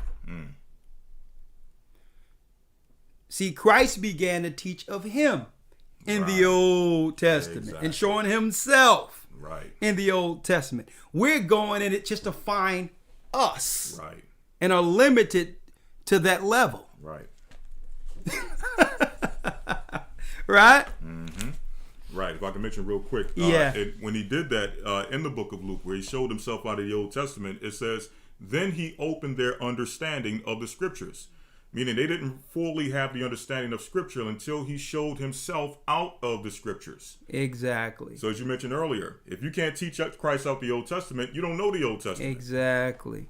What we'll do as Israelites, Elder Lawyer, we would start and say Moses. Right. Commandments. Right. Laws. When Christ was like, yo, the disciples already knew that.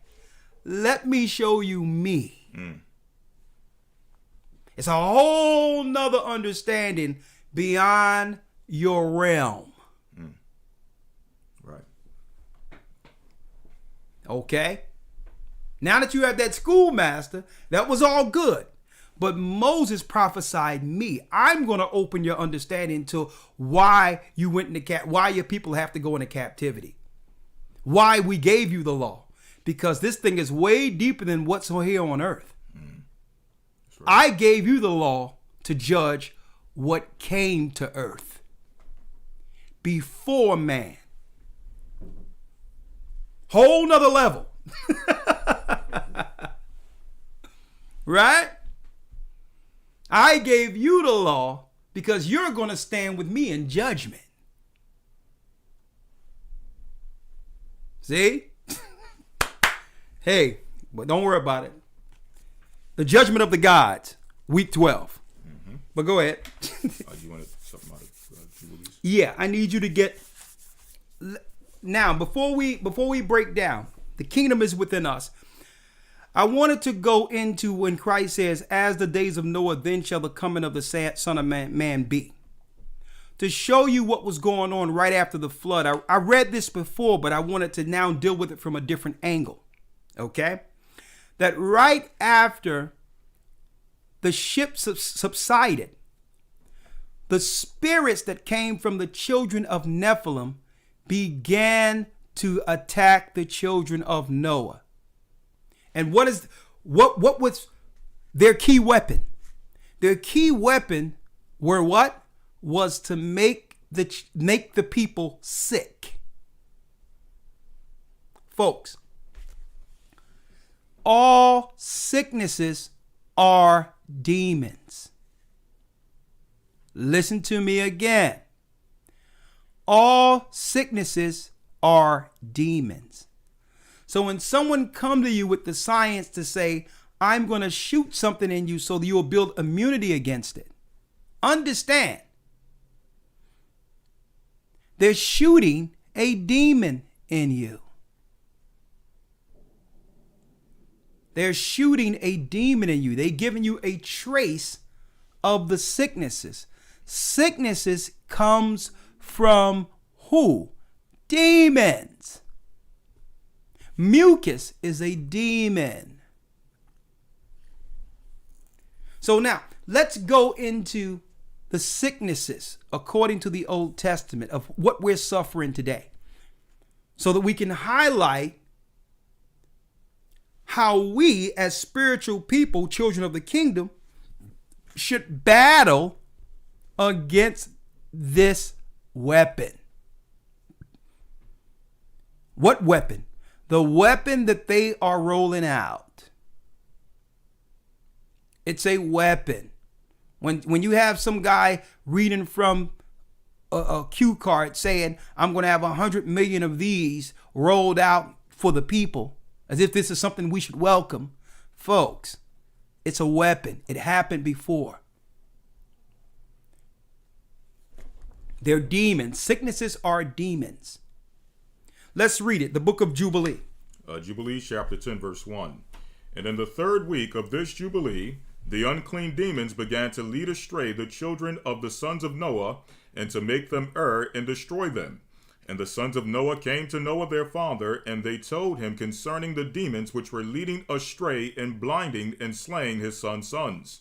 And he prayed before the Lord his God, and said, God of the spirits of all flesh, who has shown mercy unto me, and has saved me and my sons from the waters of the flood, and has not caused me to perish, as thou didst the sons of perdition. For thy grace has been great towards me, and great has been thy mercy to my soul. Let thy grace be lift up upon my sons, and let not wicked spirits rule over them, lest they should destroy them from the earth. But do thou bless me and my sons, that we may increase and multiply and replenish the earth. And thou knowest how thy watchers, the fathers of these spirits, acted in my day. And as for these spirits which are living, imprison them and hold them fast in the place of condemnation, and let them not bring destruction on the servants of thy sons, my God. For these are malignant, and are created in order to destroy. And let not them rule over the spirits of the living, for thou alone canst exercise dominion over them. And let them not have power over the sons of the righteous from henceforth and forevermore. And the Lord our God bade us to bind all, and the chief of the spirits, Mastema, came and said, Satan came and said, Lord, Creator, let some of them remain before me, and let them hearken to my voice, and do all that I shall say unto them. For if some of them are not left to me, I shall not be able to execute the power of my will on the sons of men. For these are for corruption and leading astray before my judgment, for great is the wickedness of the sons of men. Verse 9, and he said, let the 10th part of them remain before him, and let 9 parts descend into the place of condemnation.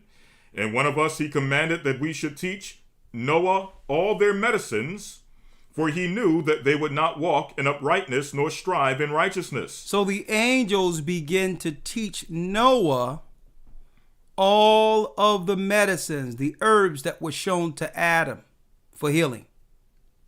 Read. And we did according to all his words, all the malignant evil ones we bound in the place of condemnation, and 1/10 part of them we left that they might be subject before Satan on the earth. And we explained to Noah all the medicines of their diseases together with their seductions. Read that again. And we explained to Noah all the medicines of their diseases together with their seductions. Do me a favor, give me chapter and verse so they'll have that, because the book of Jubilees is a separate record that was shown to Moses, and he told Moses to hide the record. Read that chapter and verse again, Elder Lawyer. Jubilees chapter 10, verse number 12, around the end of verse 12. And we explained to Noah all the medicines of their diseases together with their seductions, how he might heal them with herbs of the earth. Herbs of the earth is medicine. What they're doing in these doctor offices isn't medicine. You don't take something that gives you side effects. That isn't medicine. That's sorcery. That's demonic possession. They're putting all types of serums. These are the demons and the serums that were given from the sorcerers and all that back then, to put mankind under subjection. Okay, they found the more willing servant is what? A sick servant. You're at the behest of your master for what? An antidote. Read that last piece again. It says, and we explained to Noah all the medicines of their diseases together with their seductions, how he might heal them with herbs of the earth. Herbs of the earth. That's how you healed according to the Bible. You heal with herbs, not through drugs, folks. They attacked us before like this. They've always done this. Read. And Noah wrote down all things in a book as we instructed him concerning every kind of medicine. Thus the evil spirits were precluded from hurting the sons of Noah. And he gave all that he had written to Shem, his eldest son, for he loved him exceedingly above all his sons. And Noah slept with his fathers and was buried on Mount Lubar in the land of Ararat. Now, that book, the book of medicines, there's one son in particular who kept this record, or some of it, intact. And that was one of the sons of Japheth. When you look at the Asian healing books, where they talk about the Asian teas and the Asian healing, guess what? A lot of that record came from Japheth. And Japheth was able to get that record from the books given to Noah. That's our records given to our father Noah, that they're taking the credit for it and trying to say Buddhists and all this other crap. No, the records of Asian medicine came from us. That was the book that was given to Noah to ward off, to heal his sons after the flood who were being attacked by sicknesses, demons. Okay? That's right. The Asians also have the same story, where instead of, guess what the guy named who was saved on a piece of wood in Asian culture? They call his name You. Noah, they call him You. Why You? The same story of the flood the Asians have, who are Japheth. Okay? And guess what? All the Asian herbs were a part of the records the angels gave Noah. I have books all over here of healing. We ordered books. We have them right behind us of healing, because those were the records the Most High gave us. There's herbs in the earth every day, folks. Why do you think, folks? Why do you think that these devils out here named dandelion in the weed family? It grows everywhere. Them little white cotton balls. It grows everywhere. Or the yellow flowers when you go along the road. Dandelion root heals everything naturally. And the Most High had it grow in the earth like weed. There was a guy who made a testimony that the doctors told him to take chemotherapy. He had 6 months to live. And he said something came to him and said, go out in your backyard, pull up the dandelion root, let it dry out in the sun after washing it off for 3 days, and make it a tea and drink it for a month. I went to this story 10 years ago. Guess what, folks? He went back 3 months later after drinking the dandelion tea. And the doctor looked at him and said, what happened? And he said, I've been drinking dandelion root. And the doctor told him to go out the other way. Don't talk to the people in the reception area. He was totally healed, no antibodies or nothing attacking his body by him actually using something that was outside in his backyard. No chemotherapy or anything. He was healed. So the devil will tell you that dandelion root that grows every place, it grows wild. They'll claim it's a weed and have you round it up. And it's out there. It's every person on earth has access to this right now and can just pull it up, dry it out, and drink it every day. Folks, I was having stomach issues overseas because my body wasn't used to the water. Took dandelion root and cut it, dried it out, began to drink the tea, and I could feel instantly my body healing from the dandelion tea, and my stomach was made whole again. Guess how much I paid for the dandelion? Absolutely nothing. It grows like weed. Dandelion isn't a weed. It's a healing agent from the Most High. Yeah? Anything? You're right? I was going to say also what you said about the other nations having that information. Yeah. Mind you, we found that in the Jewish Encyclopedia. So they even know that these other nations had it. Let me read it. From the Jewish Encyclopedia. Yep. His book of medicinal plants is right here. Now, this is in the Jewish Encyclopedia, folks. Look at this. His book of medicinal plants. Noah was taught by Raphael how to cure. Raphael means healing angel, folks. Noah was taught by Raphael how to cure the above mentioned diseases and was shown the medicinal plants and herbs. He recorded in a book all the medicaments and drugs, the use of which had been taught by Raphael. And this book was transmitted from one generation to another. Later, it was translated into many languages. Copies of it coming into the hands of the most famous physicians of India and Greece, Japheth. The original Grecians were Japheth, who derived therefrom the medical knowledge of Noah, Jubilees 1 and 14. I never even read this, folks, and knew that the Asian remedies and all that came from this record. The Jewish people know it, but they'll tell you to go get a drug. And I say they, not Jewish people, but the media and others, the corporations would tell you to get a drug knowing that their depopulation satanic agents are in the drugs.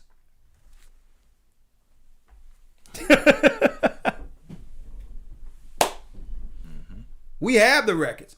I was having stomach issues not because my body wasn't adjusted to the waters. And guess what?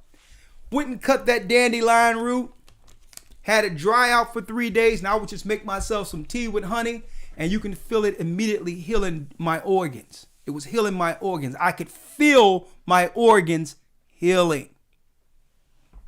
And see, the disciples were, when Christ said, listen, you go out there and you heal the sick, you do this, you do that. Part of the knowledge of healing the sick is knowing what the Most High put in the earth to heal us. And on top of that is laying on of hands and casting a demon out of people. So when people ask the Gathering of Christ Church, what do we think about people being stuck with needles and all that? This is our stance. Let's do what Noah did. Let's do what our forefathers did, being a kingdom, being Israel. Why don't we do what Christ would do and the disciples did? The herbs of the earth. Right? Now, I said that to say this. I have a video. Here you go, Delay. Yes, sir. Every time, when I get some new information, only a couple of seconds, I usually share it. And I got other videos I'm going to go into tomorrow in the academy, so y'all got to hold tight until tomorrow. All right? You good? Mm-hmm. Check this out. Some sister, after getting tested with the Colt 45 test, gave a testimony personally of what she has experienced. What she experienced. Check this out.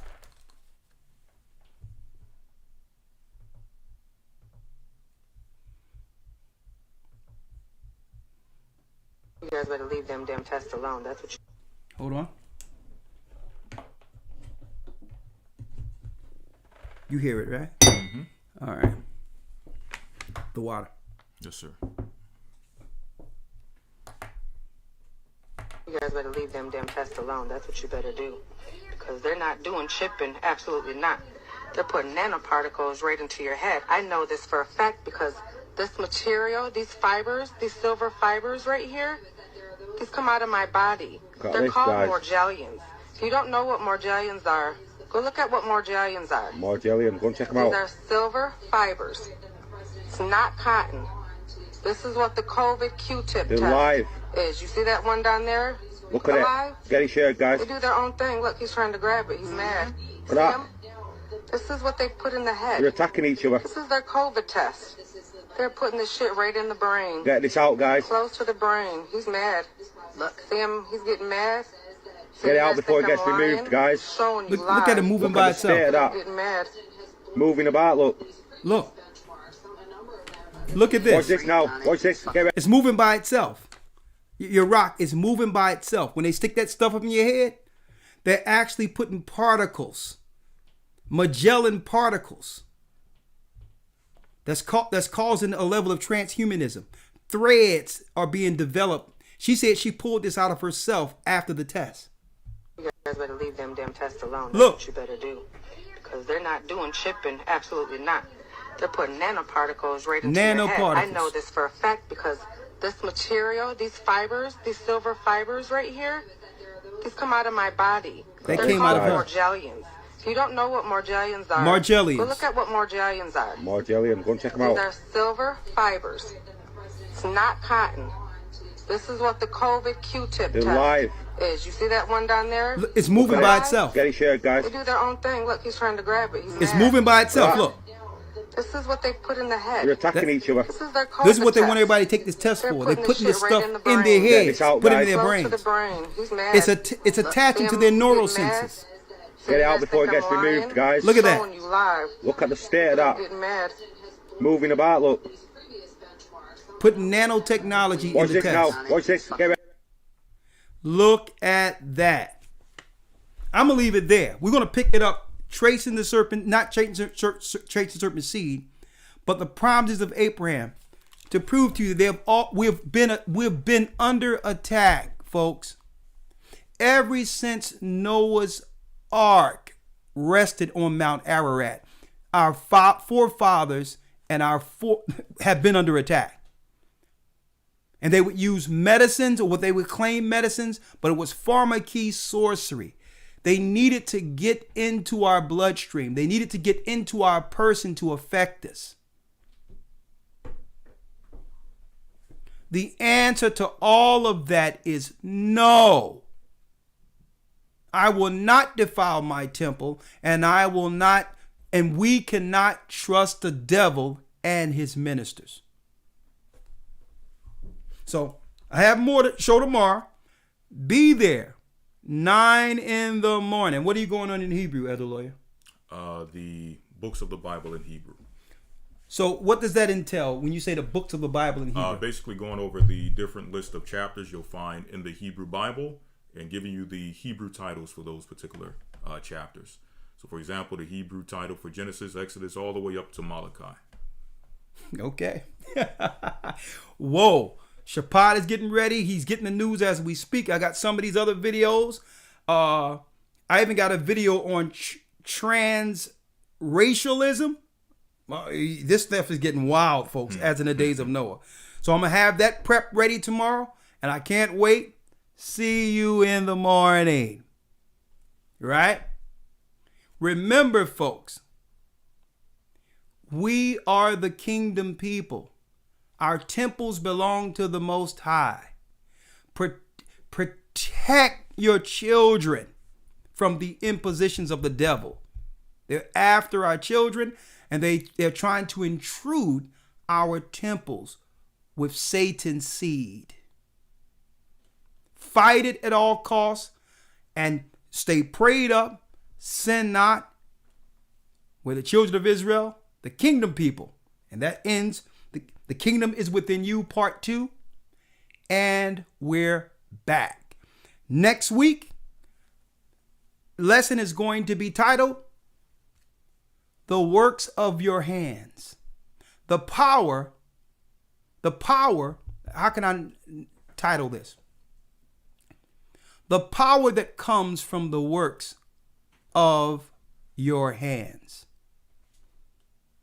The power that comes from the works of your hands. Next Sabbath. Hold tight. May the Most High be with you. Stay prayed up, sin not. We will soon see you. We will see you all in the academy. In the academy. All right? Shalom. Shalom. Go to gatheringofchrist.org. Pre-order your calendars. You're going to need them. Okay? You're going to, when all this stuff shuts out, you're going to need the calendar to know exactly what day to worship so that we're connected any place in the earth at the same time under the Almighty. Go to gatheringofchrist.org and order your pre-order for your calendar. And yes, we're week 3, right? Yes, sir. We're only week 3. So if you're not in the academy, you can still enroll. historytimes.org. Enroll there, and we'll give you the 2 lessons you've missed. And you'll pick right up with tomorrow. That's right. The children of the promise. Stay prayed up, sin not. I'll see you in the academy. Shalom. Shalom.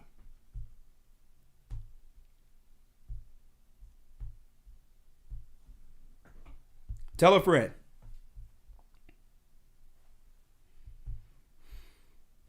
The Bible.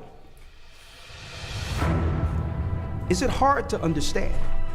When it comes to reading the Bible, the first thing that comes to mind is the fact that this is the Word of God. The seals have been broken, and the truth is here.